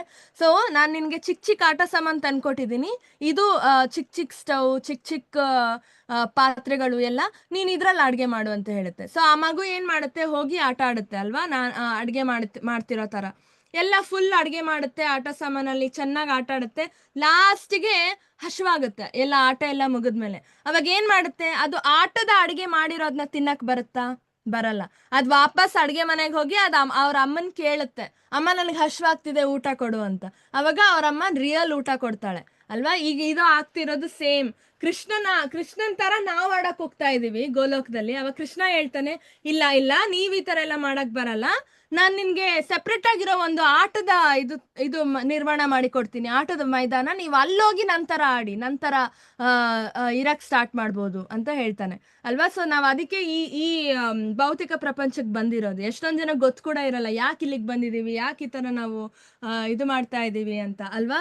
ಸಫರ್ ಮಾಡ್ತಾ ಇದೀವಿ, ಅಳ್ತಿದೀವಿ, ಕಷ್ಟ ಅನುಭವಿಸ್ತಾ ಇದೀವಿ, ಇದೇ ರೀಸನ್ ಅಲ್ವಾ. ನಾವೆಲ್ಲರೂ ಕೃಷ್ಣನ್ ತರ ಎಂಜಾಯ್ ಮಾಡ್ಬೇಕು ಅಂತ ಮನ್ಸಲ್ಲಿತ್ತು, ಆದ್ರೆ ಅದ್ ಸಾಧ್ಯ ಆಗಲ್ಲ. ಕೃಷ್ಣ ದೇವ್ರು, ನಮ್ಗೆ ಆ ಅಧಿಕಾರ ಕೂಡ ಇಲ್ಲ, ಆ ಯೋಚನೆ ಕೂಡ ಬರಬಾರ್ದು, ಆದ್ರೆ ಬಂದಿದೆ. ಅವಾಗ ಕೃಷ್ಣ ನಮ್ಮನ್ನ ಈ ಭೌತಿಕ ಪ್ರಪಂಚಕ್ಕೆ ಕಳಿಸ್ತಾನೆ. ಇಲ್ಲಿ ಮಾಯೆ ನಮ್ಮನ್ನ ಕಂಟ್ರೋಲ್ ಮಾಡುತ್ತೆ, ನಮಗ್ ಹೇಳ್ಕೊಡ್ಬೇಕು ಯಾರಾದ್ರೂ ಅಲ್ಲ, ನಾವ್ ಈ ತರ ಆಡ್ಬಾರ್ದು, ನಾವು ಕೃಷ್ಣ ಆಗಲ್ಲ ಅಂತ ನಮಗ್ ಕರೆಕ್ಟ್ ಆಗಿ ಮನವರಿಕೆ ಮಾಡಿ ಕೊಡ್ಬೇಕು ಆಯ್ತಾ. ಯಾಕೆ ಗುಣಗಳಿದೆ ನಮ್ಮಲ್ಲಿ, ಒಬ್ರು ನಮ್ಮ ಮಾತು ಕೇಳ್ಬೇಕು, ಕೇಳಲಿಲ್ಲ ಅಂದ್ರೆ ಕೋಪ ಬರೋದು, ನಮಗೂ ಆಸೆಗಳು ಬರೋದು, ನಾನು ಆ ಥರ ಎಂಜಾಯ್ ಮಾಡಬೇಕು, ನನಗೊಬ್ರು ಹೂನಾರ ಹಾಕ್ಬೇಕು, ನನಗೆ ಆಸ್ತಿ ಬೇಕು, ನಾನು ಇಲ್ಲಿ ಹಿಂಗೆ ಹೋಗ್ಬೇಕು, ಅಲ್ಲಿ ಹಂಗೆ ಹೋಗ್ಬೇಕು, ಯಾಕೆ ಈ ಥರ ಯೋಚನೆಗಳು ಬರ್ತಿರೋದು? ನಮ್ಮೆಲ್ಲರಲ್ಲಿ ಈ ಥರ ಯೋಚನೆಗಳಿದೆ, ನಾವೆಲ್ಲರೂ ಈ ಥರ ಮಾಡ್ತಾ ಇದ್ದೀವಿ ಅಲ್ವಾ, ಯಾರೂ ಇಲ್ಲ ಅನ್ನಕ್ಕಾಗಲ್ಲ ಅಲ್ವಾ. ಈ ತರ ಬರ್ತಿರೋದು ಇದೇ ರೀಸನ್, ನಾವು ಕೃಷ್ಣನ್ ತರ ಎಂಜಾಯ್ ಮಾಡ್ಬೇಕು, ನನಗೇನ್ ಕಡಿಮೆ, ನಾನ್ ಯಾಕೆ ಸೇವೆ ಮಾಡ್ಬೇಕು, ನನಗ್ ಇನ್ನೊಬ್ರು ಸೇವೆ ಮಾಡ್ಬೇಕು ಅಂತ ಈ ತರ ಯಾವಾಗ ಯೋಚನೆ ಬರುತ್ತೆ, ಅವಾಗ ಈ ತರ ಎಲ್ಲ ಮಾಡಕ್ ಸ್ಟಾರ್ಟ್ ಮಾಡ್ತೀವಿ ನಾವು. ಆದ್ರೆ ಅದು ತಪ್ಪು ಅಂತ ಮನವರಿಕೆ ಮಾಡ್ಕೊಡಕ್ಕೆ ಕೃಷ್ಣ ದುರ್ಗಾದೇವಿನ ಅಪಾಯಿಂಟ್ ಮಾಡಿದಾನೆ. ಮಾಯೆ ನಮಗೆ ಕಷ್ಟಗಳನ್ನ ಕೊಡ್ತಾ ಹೋಗ್ತಾಳೆ, ಪರೀಕ್ಷೆಗಳನ್ನ ಕೊಡ್ತಾ ಹೋಗ್ತಾಳೆ.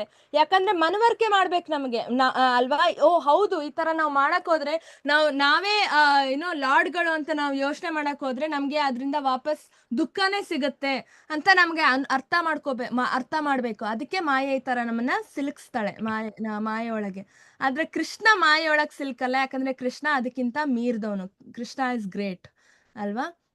ಸೊ ನಾವ್ ಯಾವಾಗ ಮಾಯೆನ ಕ್ರಾಸ್ ಮಾಡ್ತೀವಿ ಅಲ್ವಾ, ಈಗ ಇಲ್ಲಿ ಸ್ಟೆಪ್ಸ್ ಇದಾವಲ್ಲ, ಈ ತರ ಮಾಯೆನ ಕ್ರಾಸ್ ಮಾಡಿ, ಅಂದ್ರೆ ನಮ್ಮಲ್ಲಿರೋ ಈ ಅಸೂಯೆ ಆಗಿರ್ಬೋದು, ಕೋಪ, ತಾಪ ಅಲ್ವಾ, ಆಸೆಗಳು, ಇದೆಲ್ಲ ಬಿಟ್ಟು ನಾನು ದಾಸ, ಕೃಷ್ಣನಿಗೆ ದಾಸ ಅಂತ ನಾವ್ ಯಾವಾಗ ಕಂಪ್ಲೀಟ್ ಆಗಿ ಅರ್ಥ ಮಾಡ್ಕೊಂಡು ಸ್ವೀಕಾರ ಮಾಡ್ಕೊಂಡು ಕೃಷ್ಣನ್ಗೆ ಸೇವೆ ಮಾಡಕ್ ಹೋಗ್ತೀವೋ, ಆವಾಗ ನಮಗ್ ಕೃಷ್ಣ ಸಿಗ್ತಾನೆ, ಗುರು ನಮ್ಮನ್ನ ಕೃಷ್ಣನ ಹತ್ರ ಕರ್ಕೊಂಡು ಹೋಗ್ತಾನೆ ಆಯ್ತಾ. So it's a long process, easy ಅಲ್ಲ, ಆದ್ರೆ ಡೆಫಿನೆಟ್ಲಿ ಭಕ್ತಿ ಯೋಗ ಮಾಡೋದ್ರಿಂದ ಈಸಿ ಆಗುತ್ತೆ. ಕೃಷ್ಣ ಅದನ್ನೇ ಹೇಳ್ತಾ ಇರೋದು, ಭಕ್ತಿ ಯೋಗ ಮಾಡೋದ್ರಿಂದ ಎಲ್ಲ ಸುಲಭ ಆಗುತ್ತೆ. ಒಬ್ಬ ವ್ಯಕ್ತಿಯು ಮಾಯೆಯ ಹಿಡಿತವನ್ನು ಹೇಗೆ ಜಯಿಸಬಹುದು, ನಾನೀಗಾಗ್ಲೇ ಜಸ್ಟ್ ಹೇಳಿದೆ. ಭಕ್ತಿ ಯೋಗ ಮಾಡೋದ್ರಿಂದ ನಾವು ಮಾಯೆನ ಜಯಿಸ್ಬೋದು. ಕ್ಯಾನ್ ಯು ಇಮ್ಯಾಜಿನ್ ಎಷ್ಟು, ಐ ಮೀನ್ ಎಷ್ಟು ಕಷ್ಟ ಮಾಯೆ ಅಲ್ವಾ, ಮಹಾಮಾಯೆ. ಯಾರನ್ನೂ ಬಿಟ್ಟಿಲ್ಲ ಮಾಯೆ. ದೊಡ್ಡ ದೊಡ್ಡ ಎಂತೆಂಥವ್ರನ್ನ, ವಿಶ್ವಾಮಿತ್ರ ಮೇನಕೆಗೆ ಸೋತೋದ ಅಲ್ವಾ, ಅಷ್ಟು ತಪಸ್ವಿ ಅವನು. ಆದ್ರೆ ಮೇನಕೆ ಬಂದ ತಕ್ಷಣ ಅವನ್ ಸೋತೋದ, ಮಾಯಲ್ಲಿ ಬಿದ್ದು. ಅಂತಂತ ದೊಡ್ಡವ್ರನ್ನೇ ಮಾಯ ಬಿಟ್ಟಿಲ್ಲ, ನಾವ್ ಯಾವ ಲೆಕ್ಕ. ಆದ್ರೆ ನಾವು ಕೂಡ ಮಾಯನ ಜಯಿಸ್ಬೋದು ಭಕ್ತಿ ಯೋಗ ಮಾಡೋದ್ರಿಂದ. ಪ್ರಭುಪಾದವ್ರು ನಮಗೆ ಏನ್ ಹೇಳಿದ್ದಾರೆ, ಒಂದು ಪ್ಲಾನ್ ಏನ್ ಕೊಟ್ಟಿದ್ದಾರೆ ದಿನನಿತ್ಯ, ಅದನ್ನ ನಾವು ಫಾಲೋ ಮಾಡಿದ್ರೆ, ಆ ಟೈಮ್ ಟೇಬಲ್ ನಾವು ಫಾಲೋ ಮಾಡಿದ್ರೆ ನಾವು ಮಾಯನ್ ಜಯಿಸ್ತೀವಿ. ಎಲ್ಲವೂ ಸಾಧ್ಯ ಆಗತ್ತೆ, ಆದ್ರೆ ನಾವು ಮನಸ್ಸು ಮಾಡಿ ಅದನ್ನ ಫಾಲೋ ಮಾಡ್ಬೇಕು ಅಲ್ವಾ. ದೈವಿ ಹಿ ಏಷ ಗುಣಮಯಿ ಮಮ ಮಾಯಾ ದುರತ್ಯಯ ಮಾಂ ಏವ ಯೇ ಪ್ರಪದ್ಯಂತೆ ಮಾಯಾ ಮೇತಾಂ ತರಂತಿತೆ. ಸೊ ಇಲ್ಲಿ ಕೃಷ್ಣ ಹೇಳ್ತಾನೆ ನೋಡಿ, ದೈವಿ ಹಿ ಏಷ ಗುಣಮಯಿ. ಈ ಮಾಯೆ ಏನಿದೆ ಅದು ದೈವಿಕ, ನಂದೇ ಶಕ್ತಿ. ಅದು ಐಹಿಕ ಪ್ರಕೃತಿ ನಂದೇ ಶಕ್ತಿ ಅಲ್ವಾ, ಕೃಷ್ಣಂದೇ ಶಕ್ತಿ ಅಂತ ಕೃಷ್ಣ ಹೇಳ್ತಿದ್ದಾನೆ. ದುರತ್ಯಯ ಆದ್ರೆ ತುಂಬಾ ಕಷ್ಟ, ಅದನ್ನ ಮೀರಿ ಬರೋದು, ಅದನ್ನ ಜಯಿಸೋದು ತುಂಬಾ ತುಂಬಾ ಕಷ್ಟ ಅಂತ ಕೃಷ್ಣನೇ ಹೇಳ್ತಿದ್ದಾನೆ. ಆದ್ರೆ ಕೃಷ್ಣ ಏನ್ ಹೇಳ್ತಿದ್ದಾನೆ, ಮಾಮೇವಯೇ ಪ್ರಪದ್ಯಂತೆ, ಕೃಷ್ಣನಿಗೆ ಯಾರು ಶರಣಾಗ್ತಾರೆ, ಮಾಯಾಮೇತಾಂ ತರಂತಿತೆ, ಸುಲಭವಾಗಿ ದಾಟ್ಬೋದು. ಕೃಷ್ಣ ದಾಟ್ಬೋದು ಅಂತ ಹೇಳ್ತಿಲ್ಲ, ಸುಲಭವಾಗಿ ದಾಟ್ಬೋದು ಅಂತ ಹೇಳ್ತಿದ್ದಾನೆ ಅಲ್ವಾ. ಸೊ ಇಲ್ಲಿ ನಾವು ಅರ್ಥ ಮಾಡ್ಕೋಬಹುದು, ಒಂದ್ ದೊಡ್ಡ ಸಂಸಾರ ಸಾಗರ ಅಲ್ಲ, ಸಂಸಾರನ ಸಾಗರ ಅಂತ ಕರಿತೀವಿ. ಈ ಮಾಯಲ್ಲಿ ನಾವ್ ಯಾವಾಗ ಸಿಲುಕ್ತಿವಿ, ಅದಕ್ಕೆ ನಾವೇ ನಮ್ ಶಕ್ತಿ ಹಾಕಿ ನಾವ್ ಈಜಾಡ್ತೀವಿ ಅಂದ್ರೆ ಆಗಲ್ಲ. ಯಾಕಂದ್ರೆ ಅಲ್ಲಿ ಮೊಸಳೆಗಳು ಬರುತ್ತೆ, ಅಲೆಗಳು ಬರುತ್ತೆ, ಮಳೆ ಬರುತ್ತೆ ಅಲ್ವಾ, ಸುನಾಮಿ ಬರ್ಬೋದು, ಫ್ಲಡ್ಸ್ ಆಗ್ಬೋದು, ನಾವು ಕೊಚ್ಕೊಂಡು ಹೊಟ್ಟೋಗ್ತೀವಿ, ಸೈಕ್ಲೋನ್ ಬರ್ಬೋದು, ಸುಳಿ ಬರ್ಬೋದು, ಸಮುದ್ರದಲ್ಲಿ ಕೊಚ್ಕೊಂಡು ಹೊಟ್ಟೋಗ್ತೀವಿ. ನಾವೇ ಈಜು ಜಯಿಸ್ತೀವಿ, ಸಮುದ್ರನ ಕ್ರಾಸ್ ಮಾಡ್ತೀವಿ ಅಂದ್ರೆ ಆಗಲ್ಲ. ಈ ಸಂಸಾರ ಸಾಗರ ತುಂಬಾ ಕಷ್ಟ, ನಮಗೊಬ್ರು ಹೆಲ್ಪ್ ಬೇಕೇ ಬೇಕು, ಅವನೇ ಕೃಷ್ಣ. ನಾವು ಭಕ್ತಿ ಯೋಗ ಮಾಡಿದಾಗ ಕೃಷ್ಣನ್ ಕರಿಬಹುದು ನಾವು ಅಲ್ವಾ. ನಮ್ಗೇನೇ ಕಷ್ಟ ಬಂದ್ರು ಕೃಷ್ಣ ಬರ್ತಾನೆ ಅಲ್ವಾ. ಇಲ್ಲಿ ನೋಡ್ತಾ ಇರ್ಬೋದು, ನಾವು ಭಕ್ತಿ ಯೋಗ ಮಾಡಿದಾಗ ನಾವು ಕೊಚ್ಕೊಂಡೋಗಕ್ ಕೃಷ್ಣ ಬಿಡಲ್ಲ, ಕೃಷ್ಣ ನಮಗ್ ಕೈ ಕೊಡ್ತಾನೆ. ನಾವು ಕೈ ಹಿಡಿದು ಸಪೋರ್ಟ್ ತಗೊಂಡು ಡೈರೆಕ್ಟ್ ಆಗಿ ವೈಕುಂಠಕ್ಕೆ ಹೋಗ್ಬೋದು, ಡೈರೆಕ್ಟ್ ಆಗಿ ಕೃಷ್ಣ ಲೋಕಕ್ಕೆ ಹೋಗ್ಬೋದು ಅಲ್ವಾ.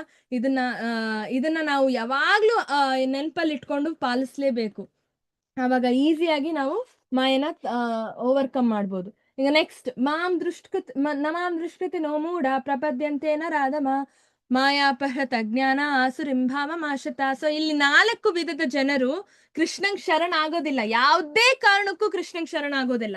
ಯಾರವರು? ನಮಾಂ ದುಷ್ಕೃತಿ ನೋ ಮೂಢ ಅಲ್ವಾ.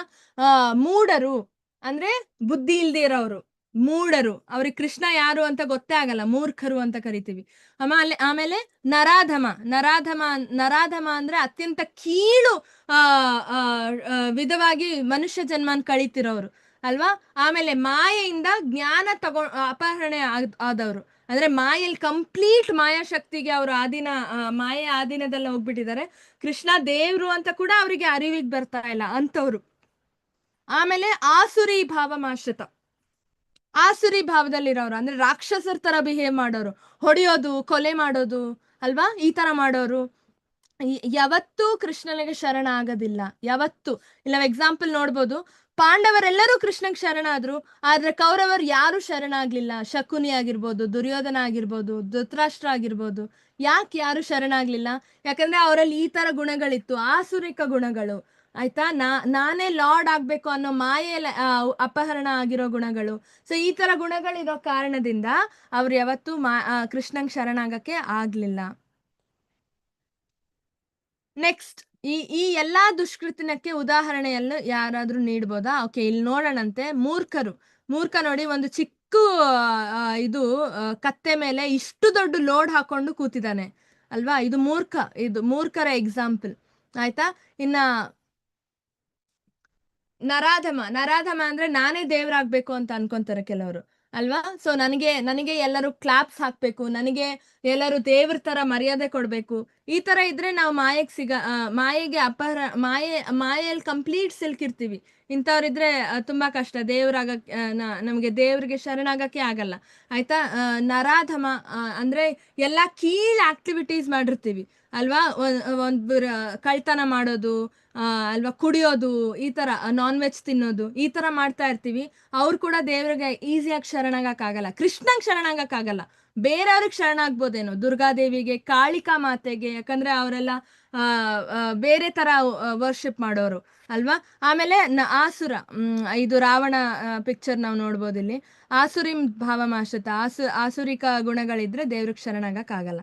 ಆದ್ರೆ ಯಾರು ದೇವ್ರಿಗೆ ಶರಣಾಗ್ಬೋದು ಈಸಿಯಾಗಿ, ಅದು ಕೂಡ ನಾವು ನೋಡ್ಬೋದು. ಕೃಷ್ಣ ಹೇಳ್ತಾನೆ, ಚತುರ್ವಿಧಂಬದಂತೆ ಮಾಂ ಜನೋ ಸುಕೃತನೋ ಅರ್ಜುನ ಆರ್ತೋ ಜಿಜ್ಞಾಸುರ್ ಅರ್ಥಾರ್ಥಿ ಜ್ಞಾನಿ ಚ ಭರತರ್ಷಭ.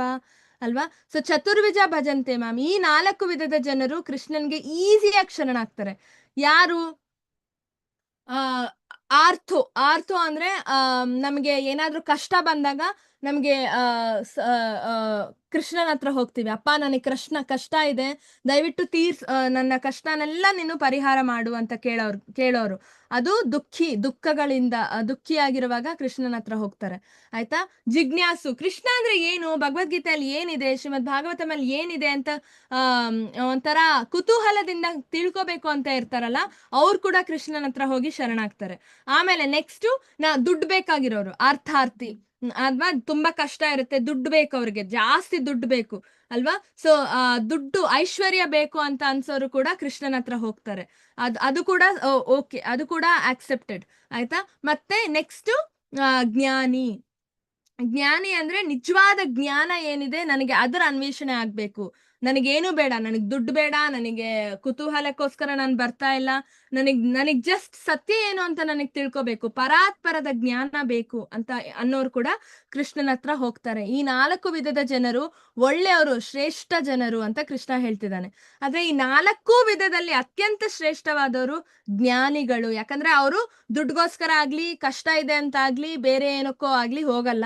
ಜಸ್ಟ್ ನನಗೆ ಪರಾತ್ಪರದ ಜ್ಞಾನ ಅನ್ವೇಷಣೆ ಆಗ್ಬೇಕು ಅಂತ ಹೋಗ್ತಾರೆ ಕೃಷ್ಣನ ಹತ್ರ ಅಲ್ವಾ. ಸೊ ಈ 4 ಜನರಲ್ಲೂ ಜ್ಞಾನಿ ಅತ್ಯಂತ ಗ್ರೇಟ್. ಯಾಕಂದ್ರೆ ಈಗ ದುಃಖಿಯಾದವ್ರು ಹೋದ್ರೆ ಆ ದುಃಖ ತೀರಿದ ತಕ್ಷಣ ಕೃಷ್ಣನ್ ಬಿಟ್ಬಿಡ್ಬೋದು, ಮರ್ತ್ ಬಿಡ್ಬೋದು. ನನ್ ಕಷ್ಟ ನನಗೆ ಪರಿಹಾರ ಆಯ್ತು, ಇನ್ಯಾಕ್ ಕೃಷ್ಣ ಅಂತ ಅನ್ಕೋತಾರೆ ಕೆಲವರು ಅಲ್ವಾ. ಕುತೂಹಲಕ ಜಿಜ್ಞಾಸು ಇರೋರು ಹೋದ್ರೆ ಅವ್ರ ಕುತೂಹಲ ತೀರ್ಸ್ಕೊಂಡ ತಕ್ಷಣ ಏನಿದೆ ಗೊತ್ತಾಯ್ತು ನನಗೆ, ಸಾಕು ಕೃಷ್ಣ ಅಂತ ಅನ್ನೋರು ಇರ್ತಾರೆ ಅಲ್ವಾ. ಐಶ್ವರ್ಯ ಬೇಕು ಅಂತ ಕೃಷ್ಣನ ಹತ್ರ ಹೋದವರು ಐಶ್ವರ್ಯ ಕೃಷ್ಣ ಕೊಟ್ಟ ತಕ್ಷಣ ಕೃಷ್ಣ ಬೇಡ ಅಂತ ಬಿಡೋರು ಇರ್ತಾರೆ. ಆದ್ರೆ ಜ್ಞಾನಿ ಪರಾತ್ಪರದ ನಿಜವಾದ ಜ್ಞಾನ ಅರ್ಥಕೊಂಡ್ಮೇಲೆ ಕೃಷ್ಣನ್ ಬಿಡಲ್ಲ ನಾವು. ಅದಕ್ಕೆ ಇದರಲ್ಲಿ ಜ್ಞಾನಿ ತುಂಬಾ ಗ್ರೇಟ್ ಅಂತ ಹೇಳ್ಬೋದು ಅಲ್ವಾ. ಸೊ ಇಲ್ಲಿ ಒಂದೊಂದು ಕ್ಯಾಟಗರಿದು ಉದಾಹರಣೆ ನೋಡೋಣಂತೆ ನಾವು. ಸೊ ಇಲ್ಲಿ ಯಾರು ಫಸ್ಟ್ ಪಿಕ್ಚರ್ ಅಲ್ಲಿ ಯಾರು ಕಾಣಿಸ್ತಾ ಇರೋದು ನಿಮ್ಗೆ, ಯಾರಿಗಾದ್ರೂ ಗೊತ್ತಾ? ಎಲಿಫೆಂಟ್, ಆನೆ ಇದೆಯಲ್ಲ, ಯಾರಿದು?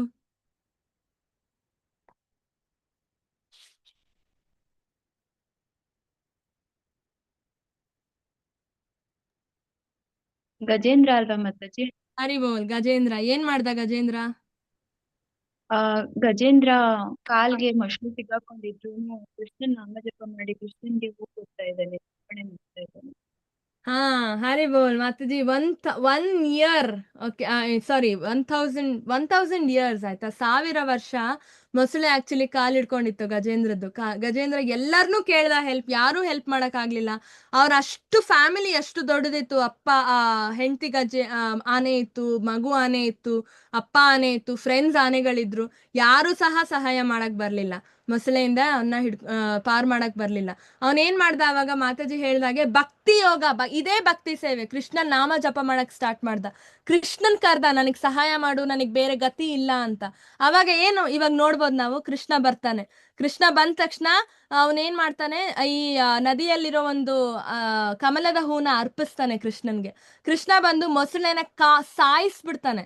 ಸಾಯಿಸಿ ಗಜೇಂದ್ರನ್ಗೆ ಪಾರ್ ಮಾಡ್ತಾನೆ. ಅಂದ್ರೆ ಇದು ದುಃಖಿ ಕ್ಯಾಟಗರಿಯಲ್ಲಿ ಬರೋದು ಅಲ್ವಾ. ಆರ್ಥೋ, ಕಷ್ಟ ಬಂದಾಗ ಕೃಷ್ಣನ ಹತ್ರ ಹೋಗೋದು.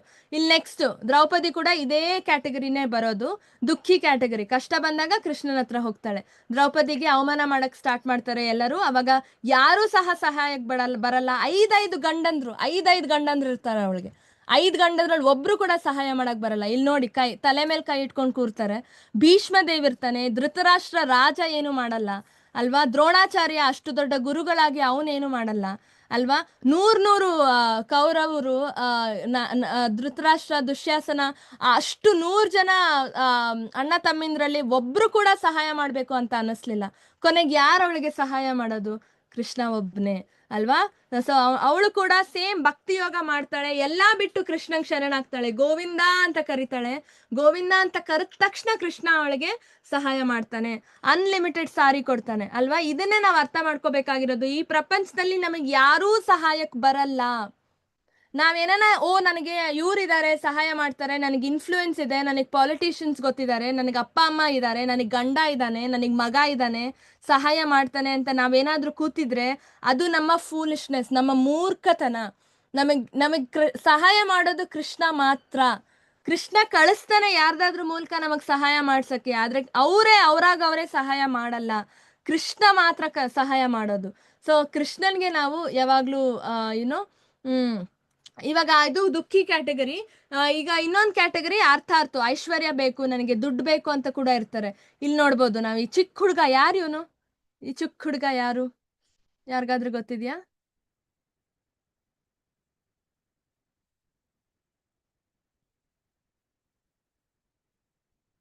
ಯಾರಿಗೂ ಗೊತ್ತಿಲ್ವಾ? ಸೊ ಇವನು ಧ್ರುವ ಮಹಾರಾಜ್ ಅಂತ, ಆಯ್ತಾ. ಶ್ರೀಮದ್ ಭಾಗವತಂ ಅಲ್ಲಿ ನಾವು ಇವನ್ ಬಗ್ಗೆ ಓದ್ಬೋದು. ಸೊ ಧ್ರುವ ಮಹಾರಾಜ್ ಅವನಿಗೆ ಬ್ರಹ್ಮನ್ಗಿಂತ ದೊಡ್ಡದಾಗಿರೋ ರಾಜ್ಯ ಬೇಕು ಅಂತ ತಪಸ್ ಮಾಡಕ್ ಬರ್ತಾನೆ. ಯಾಕಂದ್ರೆ ಮನೆಯಲ್ಲಿ ಅವನಿಗೆ ಅವಮಾನ ಆಗಿರುತ್ತೆ. ಸೊ ಅವನು ಬ್ರಹ್ಮನ್ಗಿಂತ ದೊಡ್ಡ ರಾಜ್ಯ ಬೇಕು ನನಗೆ ಅಂತ ತಪಸ್ ಮಾಡಕ್ ಬರ್ತಾನೆ. ಬ್ರಹ್ಮನ್ಗಿಂತ ದೊಡ್ಡ ರಾಜ್ಯ ಯಾರು ಕೊಡಕ್ ಸಾಧ್ಯ ಇಲ್ಲ, ಬ್ರಹ್ಮನ್ಗೆ ಕೊಡಕ್ ಸಾಧ್ಯ ಇಲ್ಲ. ಅದಕ್ಕೆ ಅವನು ಕೃಷ್ಣನ್ ಕುರಿತು ತಪಸ್ ಮಾಡ್ತಾನೆ. ಅವಾಗ ಕೃಷ್ಣ ಬಂದು ಅವನಿಗೆ ಅದಕ್ಕಿಂತ ದೊಡ್ಡ ರಾಜ್ಯ, ಧ್ರುವ ಸ್ಟಾರ್ ಅಂತ ಇದೆ, ಧ್ರುವ ನಕ್ಷತ್ರ ಅಲ್ವಾ, ಆ ಧ್ರುವ ನಕ್ಷತ್ರನೇ ಅವನಿಗೆ ಕೊಡ್ತಾನೆ. ಆ ನಕ್ಷತ್ರಕ್ಕೆ ಧ್ರುವನ ಹೆಸರೇ ಇಡ್ತಾನೆ ಕೃಷ್ಣ. ಹೆಸರಿಟ್ಬಿಟ್ಟು ನಿನ್ ಹೆಸರೇ ಇಟ್ಟಿದ್ದೀನಿ, ನೀನ್ ಈ ನಕ್ಷತ್ರಕ್ಕೆನೆ ರಾಜ, ಈ ನಕ್ಷತ್ರಕ್ಕೆ ಅಧಿಪತಿ. ಜೊತೆಗೆ ನಕ್ಷತ್ರ ಎಲ್ಲಾ ಪ್ರಳಯ ಆದಾಗ್ಲೂ ಆ ನಕ್ಷತ್ರ ಮಾತ್ರ ಹಾಳಾಗಲ್ಲ, ಆ ನಕ್ಷತ್ರಕ್ಕೆ ಅಂತ್ಯನೇ ಇಲ್ಲ, ಆ ನಕ್ಷತ್ರ ಯಾವಾಗ್ಲೂ ಚಿರಕಾಲ ಇರುತ್ತೆ. ಅಂದ್ರೆ ಇದ್ರಲ್ಲಿ ನಾವೇನ್ ಅರ್ಥ ಮಾಡ್ಕೋಬೇಕು, ಬೇರೆ ಯಾವ್ದಾದ್ರು ದೇವ್ರು ಅವನಿಗೆ ಏನಾದ್ರು ಕೊಟ್ಟಿದ್ರೆ, ದೇವಿ ದೇವತೆಗಳು ಲಕ್ಷ್ಮಿ ಆಗಿರ್ಲಿ ಅಥವಾ ಇನ್ನೇನು ದುರ್ಗಾ ಮಾತೆ ಆಗಿರ್ಲಿ, ಅದು ಕ್ಷಣಿಕ ಮಾತ್ರ, ಅದು ತಾತ್ಕಾಲಿಕ, ಹೋಗ್ಬಿಡುತ್ತೆ. ಇವಾಗ ಎಷ್ಟೊಂದ್ ಜನ ಲಕ್ಷ್ಮೀ ಪೂಜೆ ಮಾಡ್ತಿದ್ದಾರೆ, ಒಂದ್ಸರ್ತಿ ಪೂಜೆ ಮಾಡಿದ್ರೆ ಲಕ್ಷ್ಮಿ ಎಲ್ಲಾ ಕೊಟ್ಬಿಟ್ಟಿದ್ರೆ ಪದೇ ಪದೇ ಯಾಕೆ ಲಕ್ಷ್ಮೀ ಪೂಜೆ ಮಾಡ್ತಾರ ಅವರು? ಯಾಕಂದ್ರೆ ಅದು ತಾತ್ಕಾಲಿಕ, ಅದು ಹೋಗ್ತಾ ಇದೆ. ಲಕ್ಷ್ಮಿ ಕೊಟ್ಟು ತಗೋತಾಳೆ, ಲಕ್ಷ್ಮಿ ಚಂಚಲೆ ಅಲ್ವಾ. ಐಶ್ವರ್ಯನ ಅವಳು ಪರ್ಮನೆಂಟ್ ಆಗಿ ಕೊಡಲ್ಲ ನಮ್ಗೆ, ತಗೋತಾಳೆ, ವಾಪಸ್ ಇರ್ತಾಳೆ. ಅದಕ್ಕೆ ನಾವು ವಾಪಸ್ ತಿರ್ಗಾ ಪೂಜೆ ಮಾಡ್ತಾ ಹೋಗ್ತೀವಿ, ಇನ್ನೂ ಜಾಸ್ತಿ ಬೇಕು ಅಂತ. ಆದ್ರೆ ಕೃಷ್ಣ ನಮ್ಗೆ ಏನಾದ್ರೂ ಕೊಟ್ಟಾಗ ಅದು ಪರ್ಮನೆಂಟ್, ಯಾವ್ದೇ ಕಾರಣಕ್ಕೂ ಅದು ಹೋಗಲ್ಲ ನಮ್ಮಿಂದ. ಧ್ರುವ ನಕ್ಷತ್ರ ಇವಾಗ್ಲೂ ಇದೆ. ಧ್ರುವ ಮಹಾರಾಜ್ ವಾಪಸ್ ವೈಕುಂಠಕ್ಕೆ ಹೋದ, ಆದ್ರೆ ಧ್ರುವ ನಕ್ಷತ್ರ ಇನ್ನೂ ಇದೆ. ಸೈಂಟಿಸ್ಟ್ ಎಲ್ಲರೂ ಹೇಳಿದ್ದಾರೆ ಪೋಲ್ ಸ್ಟಾರ್ ಇನ್ನೂ ಇದೆ ಅಂತ ಅಲ್ವಾ. ಸೊ ಇದು ಸೈಂಟಿಫಿಕಲಿ ಪ್ರೊವೆನ್. ಯಾವ ಪ್ರಳಯ ಆದ್ರೂ ಆ ಧ್ರುವ ನಕ್ಷತ್ರ ಮಾತ್ರ ಹಾಳಾಗಲ್ಲ, ಆಯ್ತಾ. ಸೊ ಅದು ಯಾಕಂದ್ರೆ ಕೃಷ್ಣ ನಮ್ಗೆ ಏನಾದ್ರೂ ಕೊಟ್ರೆ ಅದು ಎಟರ್ನಲ್, ಸರ್ವಕಾಲಕ್ಕೂ ಅದು ಇರುತ್ತೆ. ಆದ್ರಿಂದ ನಮ್ಗೆ ಏನೇ ಬೇಕಂದ್ರು ನಾವು ಕೃಷ್ಣನ್ಗೆ ಹೋಗಿ ಕೇಳ್ಬೇಕು, ದೇವಿ ದೇವತೆ ಹತ್ರ ಹೋಗ್ಬಾರ್ದು, ಆಯ್ತಾ. ಯಾಕಂದ್ರೆ ಅದು ತಾತ್ಕಾಲಿಕ, ಕೊಡ್ತಾರ ಅವರು, ಆದ್ರೆ ತಾತ್ಕಾಲಿಕ. ಆದ್ರೆ ಕೃಷ್ಣ ನಮ್ಗೆ ಏನಾದ್ರೂ ಕೊಟ್ಟಾಗ ಅದು ಪರ್ಮನೆಂಟ್ ಆಗಿರುತ್ತೆ, ಮತ್ತೆ ಅದು ವೃದ್ಧಿ ಆಗ್ತಾ ಹೋಗುತ್ತೆ.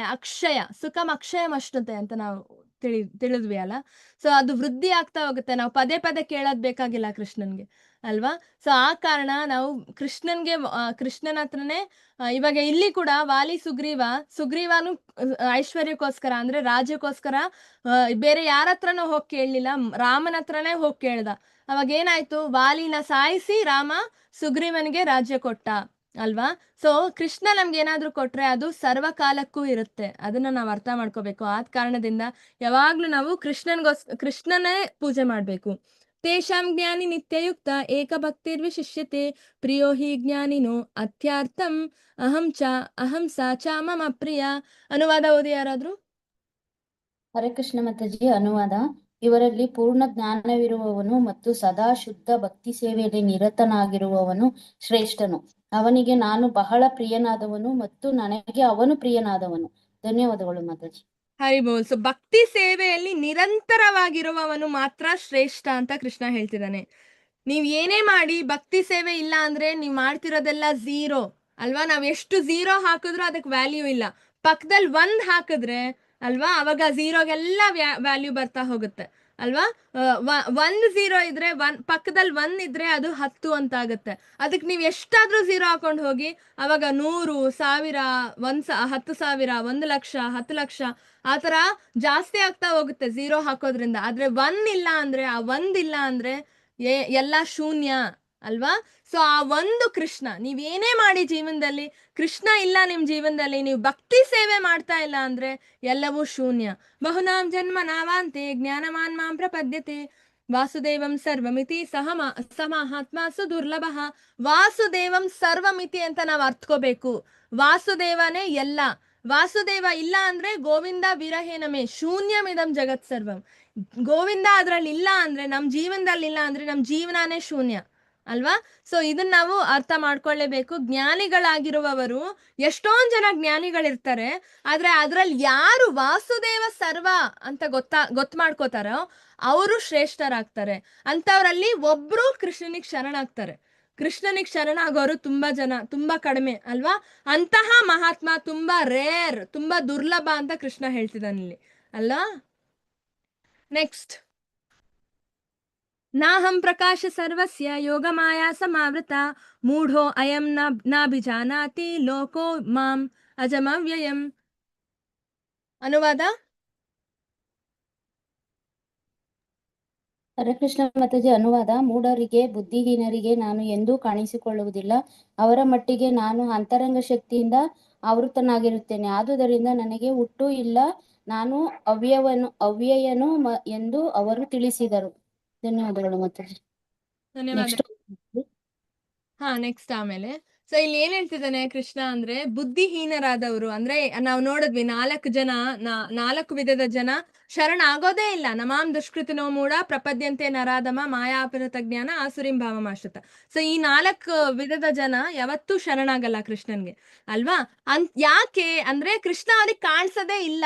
ಕೃಷ್ಣ ಅವನು ಕವರ್ ಮಾಡ್ಕೊಂಡಿರ್ತಾನೆ, ಆವೃತನಾಗಿರುತ್ತಾನೆ. ಅಂತರಂಗಿ ಶಕ್ತಿಯಿಂದ ಅವನು ಕವರ್ ಮಾಡ್ಕೊಂಡಿರ್ತಾನೆ. ಅದನ್ನ ನಾವು ಬ್ರಹ್ಮಜ್ಯೋತಿ ಅಂತ ಕರಿತೀವಿ, ಅದನ್ನ ಲೈಟ್ ಅಂತ ಕರಿತೀವಿ. ಲೈಟ್ ಇಂದ ಅವನು ಮುಚ್ಕೊಂಡ್ಬಿಡ್ತಾನೆ. ಲೈಟ್ ಕೃಷ್ಣನ್ ಬಾಡಿಯಿಂದಾನೇ ಬರ್ತಿರೋದು, ನಾವು ನೋಡ್ತಿರೋ ಹಾಗೆ. ಈ ಲೈಟ್ ಇಂದ ಅವನು ಕಂಪ್ಲೀಟ್ ಮುಚ್ಕೋತಾನೆ, ಕಾಣಿಸಲ್ಲ ಬೇರೆಯವರಿಗೆ. ಭಕ್ತರನ್ನ ಬಿಟ್ಟು ಬೇರೆ ಯಾರಿಗೂ ಕೃಷ್ಣ ಕಾಣಿಸಲ್ಲ. ಆಯ್ತಾ? ನೆಕ್ಸ್ಟ್, ವೇದಾಹಂ ಸಮತೀತಾನಿ ವರ್ತಮಾನಿ ಚ ಚಾರ್ಜುನ ಭವಿಷ್ಯಾನಿ ಚ ಭೂತಾನಿ ಮಾಂ ತು ವೇದಾನ ಕಶ್ಚನ. ಸೊ ಇಲ್ಲಿ ಹಿಂದೆ ಆಗಿರೋದು ಅಥವಾ ಮುಂದೆ ಆಗೋದು, ಈಗ ಆಗ್ತಾ ಇರೋದು ಎಲ್ಲಾ ಕೃಷ್ಣನ್ಗೆ ಅರಿವಿದೆ. ಕೃಷ್ಣ ಏನಂತಾರೆ, ತ್ರಿಲೋಕ ಜ್ಞಾನಿ, ತ್ರಿಕಾಲ ಜ್ಞಾನಿ ಅಲ್ವಾ? ಹಿಂದೆ ಆಗೋದು, ಈಗ ಆಗ್ತಾ ಇರೋದು, ಮುಂದೆ ಆಗೋದು ಸಹ ಕೃಷ್ಣನ್ಗೆ ಗೊತ್ತಿರುತ್ತೆ. ಆದ್ರೆ ಅವನು ಯಾರಿಗೂ ಗೊತ್ತಿಲ್ಲ. ಯಾಕಂದ್ರೆ ಭಕ್ತಿ ಯೋಗದಿಂದ ಮಾತ್ರ ನಾವು ಅವನ್ನ ಅರಿಯಕ್ಕೆ ಸಾಧ್ಯ ಆಗೋದು. ಆಯ್ತಾ? ಸೊ ನೆಕ್ಸ್ಟ್ ಇನ್ನೊಂದು ಟಾಪಿಕ್ ಬಗ್ಗೆ ಕೃಷ್ಣ ಹೇಳ್ತಾನೆ, ಭ್ರಮೆಯ ದ್ವಂದ್ವಗಳಿಂದ ಹೇಗೆ ಮುಕ್ತನಾಗಬಹುದು ಅಂದ್ರೆ, ಇಲ್ಲಿ ನಾವು ನೋಡ್ಬೋದು, ಕೆಲವು ಸರಿ ನಮ್ಗೆ ಕಷ್ಟಗಳು ಬರುತ್ತೆ, ಕೆಲವು ಸರಿ ನಮ್ಗೆ ಸುಖ ಬರುತ್ತೆ. ಕಷ್ಟ ಬಂದ್ರು ಸುಖ ಬಂದ್ರು ಹೇಗೆ ಸಮವಾಗಿ ಇರೋದು ಅಲ್ವಾ? ಕಷ್ಟ ಬಂದಾಗ ದುಃಖ ಪಡ್ದಿರಾ, ಖುಷಿ ಸಂತೋಷ ಬಂದಾಗ ಜಾಸ್ತಿ ಖುಷಿ ಪಡ್ದಿರಾ, ಎಲ್ಲಾ ಕಾಲಕ್ಕೂ ಸಮವಾಗಿ ನಾವು ಹೇಗಿರ್ಬೇಕು ಅಂತ ಕೃಷ್ಣ ನಮ್ಗೆ ಇಲ್ಲಿ ಹೇಳ್ತಾನೆ. ಯೇಷಾಂ ತು ಅಂತಗತಂ ಪಾಪಂ ಜನಾನಾಂ ಪುಣ್ಯ ಕರ್ಮಣ ತೇ ದ್ವಂದ್ವ ಮೋಹ ನಿರ್ಮುಕ್ತಂ ಭಜಂತೆ ಮಾಂ ದೃಢವ್ರತ ಅಲ್ವಾ? ಅನುವಾದ ಓದಿ ಯಾರಾದ್ರೂ. ರಿಧಿಮಾ ಮಾತಾಜಿ ಅನುವಾದ. ಯಾರು ತಮ್ಮ ಹಿಂದಿನ ಜನ್ಮಗಳಲ್ಲಿ ಮತ್ತು ಈ ಜನ್ಮದಲ್ಲಿ ಪುಣ್ಯಕರ್ಮಗಳನ್ನು ಮಾಡಿದ್ದಾರೆಯೋ ಮತ್ತು ಯಾರ ಪಾಪ ಕಾರ್ಯಗಳು ಸಂಪೂರ್ಣವಾಗಿ ನಿರ್ಮೂಲವಾಗಿವೆಯೋ ಅವರು ಭ್ರಾಂತಿಯ ದ್ವಂದ್ವಗಳಿಂದ ಮುಕ್ತರಾಗುತ್ತಾರೆ. ಅವರು ದೃಢ ಮನಸ್ಸಿನಿಂದ ನನ್ನ ಸೇವೆಯಲ್ಲಿ ನಿರತರಾಗಿರುತ್ತಾರೆ. ಹರಿಬೋಲ್. ಸೊ ನಮ್ಗೆ ಅರ್ಥ ಆಯ್ತಲ್ಲ, ಪುಣ್ಯ ಕರ್ಮ ಮಾಡ್ದೋರು ಮತ್ತು ಪಾಪ ಕಾರ್ಯ ಮಾಡ್ದಿರೋರು ಇಂಥವ್ರಿಗೆ ಆಟೋಮ್ಯಾಟಿಕ್ ಆಗಿ ಆ ಸ್ಥಿರತೆ ಬರುತ್ತೆ, ಮನಸ್ಸಲ್ಲಿ ಸ್ಥಿರತೆ ಬರುತ್ತೆ. ಕಷ್ಟ ಬಂದ್ರು ಸುಖ ಬಂದ್ರು ನಾವು ಸಮವಾಗಿ ಅದನ್ನ ಸ್ವೀಕಾರ ಮಾಡ್ಬೇಕು. ಯಾಕಂದ್ರೆ ಎಲ್ಲ ಕೊಟ್ಟಿರೋದು ದೇವ್ರೆ, ಅದೆಲ್ಲ ದೇವ್ರ ಪ್ರಸಾದನೆ. ಲಾಸ್ ಬಂದ್ರು ಪ್ರಾಫಿಟ್ ಬಂದ್ರು ದೇವ್ರ ಪ್ರಸಾದನೆ, ಕೃಷ್ಣನೇ ಕೊಡ್ತಾ ಇರೋದು ಅಂತ ನಾವು ಅರ್ಥ ಮಾಡ್ಕೋಬೇಕು ಅಲ್ವಾ? ಆದ್ರೆ ಈ ತರ ಹೆಂಗ್ ಮಾಡಕ್ಕಾಗತ್ತೆ? ಪಾಪ ಕರ್ಮಗಳನ್ನ ಕಳ್ಕೋಬೇಕು. ಹೇಗ್ ಕಳೆಯೋದು? ಜಪ ಮಾಡೋದ್ರಿಂದ ಮಾತ್ರ ಕಳೆಯೋದು. ಹರೇ ಕೃಷ್ಣ ಮಹಾಮಂತ್ರ ಜಪ ಮಾಡಿದಾಗ ಪಾಪ ಕರ್ಮಗಳನ್ನ ನಾವು ಕಂಪ್ಲೀಟ್ ಆಗಿ ಕಳ್ಕೋತೀವಿ. ಪುಣ್ಯ ಕರ್ಮ ಅಲ್ವಾ? ಅವಾಗ ನಮ್ಗೆ ದೇವರ ಆಶೀರ್ವಾದ ಸಹ ಸಿಗುತ್ತೆ. ಇವಾಗ ಒಂದ್ ಎಕ್ಸಾಂಪಲ್ ಕೊಡ್ತೀನಿ. ನಾವ್ ಯಾರಾದ್ರೂ ನಮಗೆ ಜಾಸ್ತಿ ದುಡ್ಡು ಬರ್ತಾ ಹೋದ್ರೆ ಅಕಸ್ಮಾತ್ ನಮ್ಗೆ ಈಗ ಬಿಸ್ನೆಸ್ ಇರುತ್ತೆ ಅನ್ಕೊಳ್ಳಿ, ಅದ್ ಚೆನ್ನಾಗಿ ನಡೀದೆ ಹೋದ್ರೆ ಅಕಸ್ಮಾತ್ ಲಾಸ್ ಆದ್ರೆ ನಾವ್ ಇಮಿಡಿಯೇಟ್ ಆಗಿ ದೇವರನ್ನ ಕೇಳ್ತೀವಿ, ಯಾಕಪ್ಪ ಹೀಗ್ ಮಾಡ್ದೆ, ನನ್ ಬಿಸ್ನೆಸ್ ಲಾಸ್ ಮಾಡ್ದೆ ನೀನು, ಹಾಗೆ ಹೀಗೆ ಅಂತ. ಅಕಸ್ಮಾತ್ ಬಿಸ್ನೆಸ್ ಚೆನ್ನಾಗಿ ನಡೀತು, ಜಾಸ್ತಿ ಪ್ರಾಫಿಟ್ಸ್ ಬಂತು ಅಂತ ಇಟ್ಕೊಳ್ಳಿ, ಯಾರಾದ್ರೂ ಹೋಗಿ ಕೇಳ್ತೀವ, ಅಯ್ಯೋ ಯಾಕಪ್ಪ ಕೃಷ್ಣ ಈ ತರ ಮಾಡ್ದೆ, ಯಾಕೆ ನನಗೆ ಜಾಸ್ತಿ ದುಡ್ಡು ಕೊಡ್ತಾ ಇದೀಯಾ, ಯಾಕೆ ನನ್ನ ಬಿಸ್ನೆಸ್ನ ಸಕ್ಸಸ್ ಮಾಡ್ತಾ ಇದೀಯಾ, ಯಾಕೆ ಜಾಸ್ತಿ ಲಾಭ ಕೊಡ್ತಿದ್ಯಾ, ಯಾರಾದ್ರೂ ಹೋಗಿ ಕೇಳ್ತೀವ? ಇಲ್ಲ. ಇದೇ ಎರಡು ಸಮಾನವಾಗಿ ತಗೊಳ್ಳೋದಂದ್ರೆ ಇದೆ. ದುಃಖ ಬಂದಾಗ ನಾವು ಹೋಗಿ ಕೇಳ್ತೀವಿ, ಅಯ್ಯೋ ಯಾಕಪ್ಪ ಹೀಗ್ ಮಾಡ್ದೆ ಅಂತ. ಆದ್ರೆ ಖುಷಿ ಬಂದಾಗ ಯಾರು ಹೋಗಿ ಕೇಳಲ್ಲ, ಒಂದ್ ಥ್ಯಾಂಕ್ಸ್ ಕೂಡ ಹೇಳಲ್ಲ. ಆದ್ರೆ ನಾವ್ ಎರಡನ್ನೂ ಸಮವಾಗಿ ನೋಡ್ಬೇಕು. ಎರಡೂ ಕೃಷ್ಣ ಮಹಾಪ್ರಸಾದನೇ, ಎರಡೂ ಕೊಡ್ತಿರೋದು ಕೃಷ್ಣನೇ ಅಲ್ವಾ. ಕೃಷ್ಣ ಒಳ್ಳೇದ್ ಕೊಟ್ಟಾಗ ಚೆನ್ನಾಗಿದೆ ಅಂತ ಖುಷಿ ಪಡೋದು, ಕೆಟ್ಟದ್ ಕೊಟ್ಟ ತಕ್ಷಣ ಇಲ್ಲೋ ಚೆನ್ನಾಗಿಲ್ಲ ಅಂತ ಹೇಳೋದು, ಇದ್ಯಾವ್ ನ್ಯಾಯ ಅಲ್ವಾ. ಸೊ ಇದನ್ನ ನಾವು ಅಭ್ಯಾಸ ಮಾಡ್ಕೋಬೇಕು. ಇದೇ ಸ್ಥಿರ ಮನಸ್ಸು ಅಂತ ಹೇಳ್ತಾರೆ. ಇದಿಲ್ದೇ ಇದ್ರೆ ಕೃಷ್ಣನ ನಾವು ಪಡ್ಕೊಳ್ಳೋದು ಸ್ವಲ್ಪ ಕಷ್ಟ ಆಗತ್ತೆ ಅಲ್ವಾ. ಸೊ ಅವ್ನು ಹೇಳ್ತಿರೋದ್ನೆಲ್ಲ ನಾವು ಫಾಲೋ ಮಾಡ್ಬೇಕು. ಇದು ಲಾಸ್ಟ್ ಶ್ಲೋಕ. ಸಾಧಿಭೂತಾದಿ ದೈವಾಂ ಮಾಂ ಸಾಧಿ ಯಜ್ಞಂ ಚ ಏವಧು ಪ್ರಯಾಣ ಕಾಲೇಪಿ ಚ ಮಾಂ ತೇವಿ ದುರ್ಯುಕ್ತ ಚೇತಸಃ. ಅನುವಾದ ಓದಿ ಯಾರಾದ್ರೂ. ಹರೇ ಕೃಷ್ಣ ಮಾತಾಜಿ. ಅನುವಾದ: ನನ್ನ ಸಂಪೂರ್ಣ ಪ್ರಜ್ಞೆ ಇರುವವರು ಪರಮ ಪ್ರಭುವಾದ ನಾನೇ ಎಲ್ಲ ಐಹಿಕ ಅಭಿವ್ಯಕ್ತಿಯ ದೇವತೆಗಳ ಯಜ್ಞ ರೀತಿಗಳ ನಿಯಂತ್ರಕ ತತ್ವ ಎಂದು ಬಲ್ಲವರು. ದೇವೋತ್ತಮ ಪರಮ ಪುರುಷನಾದ ನನ್ನನ್ನು ಮರಣಕಾಲದಲ್ಲಿಯೂ ಅರ್ಥ ಮಾಡಿಕೊಳ್ಳಬಲ್ಲರು ಮತ್ತು ಅರಿಯಬಲ್ಲರು. ಅರಿಬಹುದು. ಹರೇ ಕೃಷ್ಣ. ಸೊ ಕೃಷ್ಣ ಸಂಪೂರ್ಣ, ಕೃಷ್ಣ ಪ್ರಭು, ಕೃಷ್ಣನೇ ಸರ್ವಸ್ವ ಅಂತ ನಾವು ಅನ್ಕೊಂಡ್ರೆ ಅಲ್ವಾ, ಅವಾಗ ಏನಾಗತ್ತೆ, ನಾವು ಸಾವಿನ ಕಾಲದಲ್ಲೂ ಮರಣ ಕಾಲದಲ್ಲೂ ಸಹ ಕೃಷ್ಣನ ಅರ್ಥ ಮಾಡಿಕೊಳ್ಳಬಹುದು ಮತ್ತು ಅವನನ್ನ ಅರಿಯಬಹುದು. ಮರಣ ಕಾಲದಲ್ಲಿ ನಾವು ಕೃಷ್ಣನ ಜ್ಞಾಪಿಸ್ಕೊಂಡ್ರೆ ನಾವು ಡೈರೆಕ್ಟ್ ವೈಕುಂಠಕ್ಕೆ ಹೋಗ್ತೀವಿ. ಆಯ್ತಾ, ಇದು ತುಂಬಾ ಇಂಪಾರ್ಟೆಂಟ್. ಸೊ ಇದು ಇವತ್ತಿನ ಪಾಠ. ಈ ಚಾಪ್ಟರ್ ಅಲ್ಲಿ ಏನೇನಾಗುತ್ತೆ ಅಂತ ಇಲ್ಲಿ ಕೊಟ್ಟಿದ್ದಾರೆ ಅಲ್ವಾ. ಕೃಷ್ಣನ ಫಸ್ಟ್ ಕೃಷ್ಣ ಹೇಳ್ತಾನೆ ಮನಸ್ಸನ್ನ ಹೇಗೆ ನಿಯಂತ್ರಣ ಮಾಡ್ಬೋದು, ಭಕ್ತಿ ಯೋಗದಿಂದ ಮಾತ್ರ ಸಾಧ್ಯ ಅಂತ ಹೇಳ್ತಾನೆ. ಆಮೇಲೆ ಕೃಷ್ಣನ ಹೇಗೆ ನಾವು ಜ್ಞಾಪಿಸ್ಕೋಬಹುದು ಈ ಪ್ರಕೃತಿ ನೋಡಿ ಅಂತ ಹೇಳ್ತಾನೆ. ನೀರ್ನಲ್ಲಿರೋ ರುಚಿಯಾಗಿರ್ಬೋದು, ಸೂರ್ಯನಲ್ಲಿರೋ ಬೆಳಕಾಗಿರ್ಬೋದು, ಹೀಗೆ ಹೇಳ್ತಾ ಹೋಗ್ತಾನೆ. ಆಮೇಲೆ ಕೃಷ್ಣನಿಗೆ ನಾವು ಹೇಗ್ ಶರಣಾಗ್ಬೋದು, ಯಾರು ಶರಣಾಗ್ತಾರೆ ಅಂತ ಹೇಳ್ತಾನೆ. ಮಾಯೆಯಲ್ಲಿ ಸಿಲುಕಿದವ್ರು ಶರಣ ಆಗಲ್ಲ ಅಂತ ಮಾಯೆ ಬಗ್ಗೆ ಹೇಳ್ತಾನೆ. ಆಮೇಲೆ ಭ್ರಮೆಯಿಂದ ನಾವು ಹೇಗೆ ಆಚೆ ಬರಬೇಕು ಅಂತ ಹೇಳ್ತಾನೆ. ಹರೇ ಕೃಷ್ಣ. ಸೊ ನೆಕ್ಸ್ಟ್ ನಾಳೆ 8ನೇ ಚಾಪ್ಟರ್ ಅಲ್ಲಿ ಮರಣ ಕಾಲದಲ್ಲಿ ಕೃಷ್ಣನ ಹೇಗೆ ಜ್ಞಾಪಿಸ್ಕೋಬೇಕು ಅಂತ ನಾವು ನೋಡ್ತೀವಿ. ಕೃಷ್ಣ ಹೇಳ್ಕೊಡ್ತಾನೆ. ಅದೇ ನಮ್ಗಿರೋ ಸೀಕ್ರೆಟ್. ಆಯ್ತಾ, ನಾವು ಇಡೀ ಜೀವನ ಕೃಷ್ಣ ಭಕ್ತಿ ಮಾಡಿದಾಗ ಮರಣ ಕಾಲದಲ್ಲಿ ನಾವು ಹೇಗೆ ಕೃಷ್ಣನ ಜ್ಞಾಪಿಸ್ಕೋಬೇಕು ಅಂತ ಕೃಷ್ಣ ಹೇಳ್ಕೊಡ್ತಾನೆ. ಅದು ತುಂಬಾ ಸೀಕ್ರೆಟಿವ್ ಚಾಪ್ಟರ್. ದಯವಿಟ್ಟು ಎಲ್ಲರೂ ಅಟೆಂಡ್ ಆಗಿ. ಏನಾದ್ರೂ ಪ್ರಶ್ನೆಗಳಿದೆಯಾ ಯಾರಿಗಾದ್ರೂ? ಈಗ ಶ್ಲೋಕಾಭ್ಯಾಸ ಇರುತ್ತೆ. ಯಾರಿಗಾದ್ರೂ ಏನಾದ್ರು ಪ್ರಶ್ನೆ ಇದೆಯಾ ಮಾತಾಜಿ? ಹರೇ ಕೃಷ್ಣ ಮಾತಾಜಿ. ಮಾತಾಜಿ, ಇದು ನಾನು ನಾಳೆಯಿಂದ ಕೆಲ್ಸಕ್ಕೆ ಹೋಗ್ತಾ ಇದ್ದೀನಿ ಮಾತಾಜಿ. ಹ್ಮ್ ಶಿಫ್ಟ್ ವೈಸ್ ಇರುತ್ತೆ. ಬೆಳಗ್ಗೆ 6 ಗಂಟೆಯಿಂದ 2 ಗಂಟೆ ಅಥವಾ 2 ಗಂಟೆಯಿಂದ ನೈಟ್ ಸಂಜೆ 6 ಗಂಟೆವರೆಗೂ ಇರುತ್ತೆ ಮಾತಾಜಿ. ನಾನು ಇದು ಲೈವ್ ಕ್ಲಾಸ್ ಅಟೆಂಡ್ ಮಾಡಿಲ್ಲ ಅಂದ್ರೂ ನನ್ನ ತೆಗಿಬೇಡಿ ಮಾತಾಜಿ. ಕ್ಲಾಸ್ಗಳು ನಡೆದಿದ್ ನನ್ಗೆ ಕಳ್ಸ್ಕೊಡಿ, ನಾನು ನೋಡ್ಕೊಂತೀನಿ. ಹಾ ಗ್ರೂಪ್ ಅಲ್ಲಿ ಇರುತ್ತೆ ಮಾತಾಜಿ. ಕ್ಲಾಸ್ ಯೂಟ್ಯೂಬ್ ರೆಕಾರ್ಡಿಂಗ್ಸ್ ಎಲ್ಲ ಇರುತ್ತೆ, ನೀವು ಆರಾಮಾಗಿ ನೋಡ್ಕೋಬಹುದು. ಹರೇ ಕೃಷ್ಣ. ಲಲಿತಾ ಮಾತಾಜಿ ಶ್ಲೋಕ ಸ್ಟಾರ್ಟ್ ಮಾಡ್ಬೋದು ಮಾತಾಜಿ. ಹರೇ ಕೃಷ್ಣ ಮಾತಾಜಿ. ಶೇರ್ ಮಾಡ್ತೀರಾ? ಮಾಡ್ಬೇಕಾ ಮಾತಾಜಿ? ಮಾತಾಜಿ ನನ್ನ ಹತ್ರ ಇವತ್ತಿನ ಶ್ಲೋಕ ಇಲ್ಲ, ನೀವೇ ಶೇರ್ ಮಾಡಿ ಮಾತಾಜಿ. ಶೇರ್ ಮಾಡ್ಲಾ? ಓಕೆ.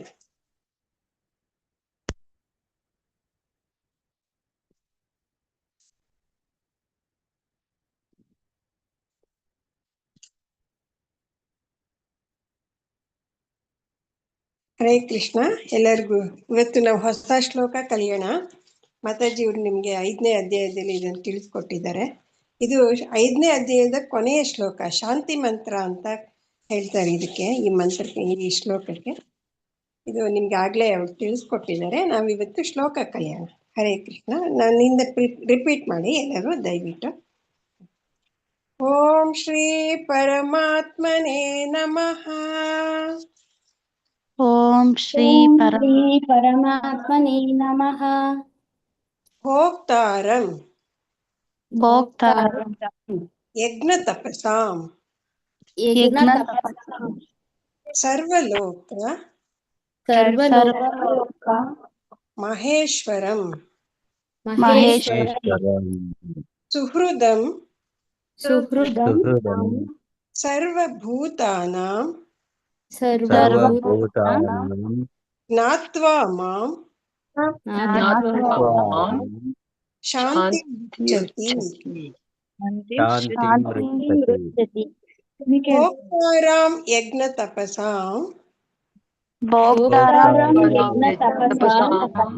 ಸರ್ವಲೋಕಮಹೇಶ್ವರಂ ಸರ್ವಲೋಕಮಹೇಶ್ವರಂ ಸುಹೃದಂ ಸರ್ವಭೂತಾನಾಂ ಜ್ಞಾತ್ವಾ ಮಾಂ ಶಾಂತಿ ಮೃಚ್ಛತಿ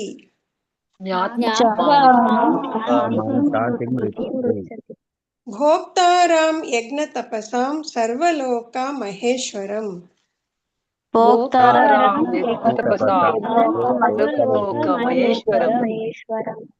ಸುಹೃದಂ ಸರ್ವಭೂತಾನಾಂ ಜ್ಞಾತ್ವಾ ಮಾಂ ಶಾಂತಿ ಮೃಚ್ಛತಿ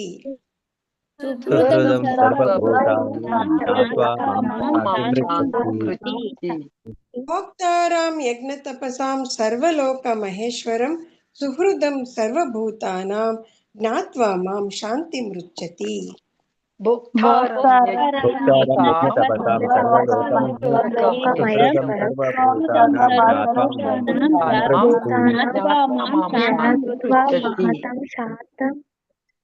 ಈಗ ಟ್ಯೂನ್ ಕಲ್ಯಾಣ ಭೋಕ್ತಾರಾಂ ಯಜ್ಞ ತಪಸಾಂ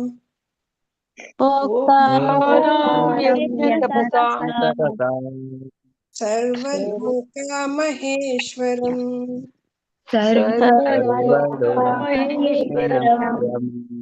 ಸುಹೃದಂ ಸರ್ವಭೂತಾನಾಂ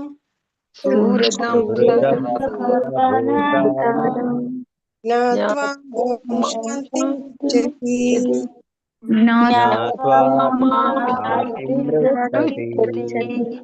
ಭೋಕ್ತಾರಾಂ ಯಜ್ಞ ತಪಸಾಂ ಸರ್ವಲೋಕ ಮಹೇಶ್ವರಂ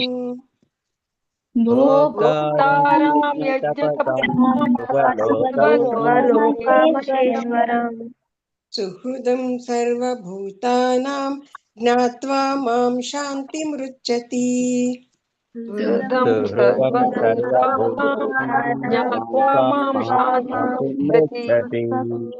ಭೋಕ್ತಾರಾಂ ಯಜ್ಞ ತಪಸಾಂ ಸರ್ವಲೋಕ ಮಹೇಶ್ವರಂ ಸುಹೃದಂ ಸರ್ವಭೂತಾನಾಂ ಜ್ಞಾತ್ವಾ ಮಾಂ ಶಾಂತಿ ಮೃಚ್ಛತಿ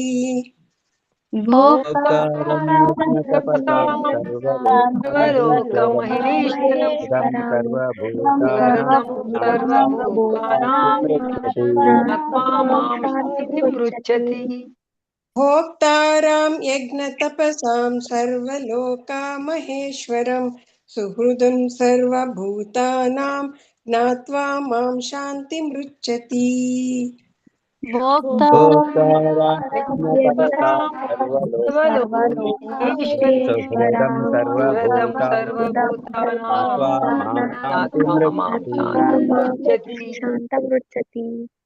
ಧನ್ಯವಾದಗಳು ಮಾತಾಜಿ ಎಲ್ರಿಗೂ. ಹರೇ ಕೃಷ್ಣ. ಪ್ರಭುಜಿ ಮಾತಾಜಿ ಎಲ್ರಿಗೂ ಧನ್ಯವಾದಗಳು. ಮತ್ತೆ ನಾಳೆ ನಾವು ರಿವೈಸ್ ಮಾಡೋಣ. ಮತ್ತೆ ಹೀಗೆ ಒಂದೊಂದು ಶ್ಲೋಕನ ಕಲಿಯೋಣ. ಹರೇ ಕೃಷ್ಣ. ಧನ್ಯವಾದ. ಸೊ ಮಾತಾಜಿ ಲೀವ್ ಆಗಿದ್ದಾರೆ, ನಾನು ಎಂಡ್ ಮಾಡ್ತೀನಿ ಕ್ಲಾಸು. ಹರೇ ಕೃಷ್ಣ. ಧನ್ಯವಾದಗಳು.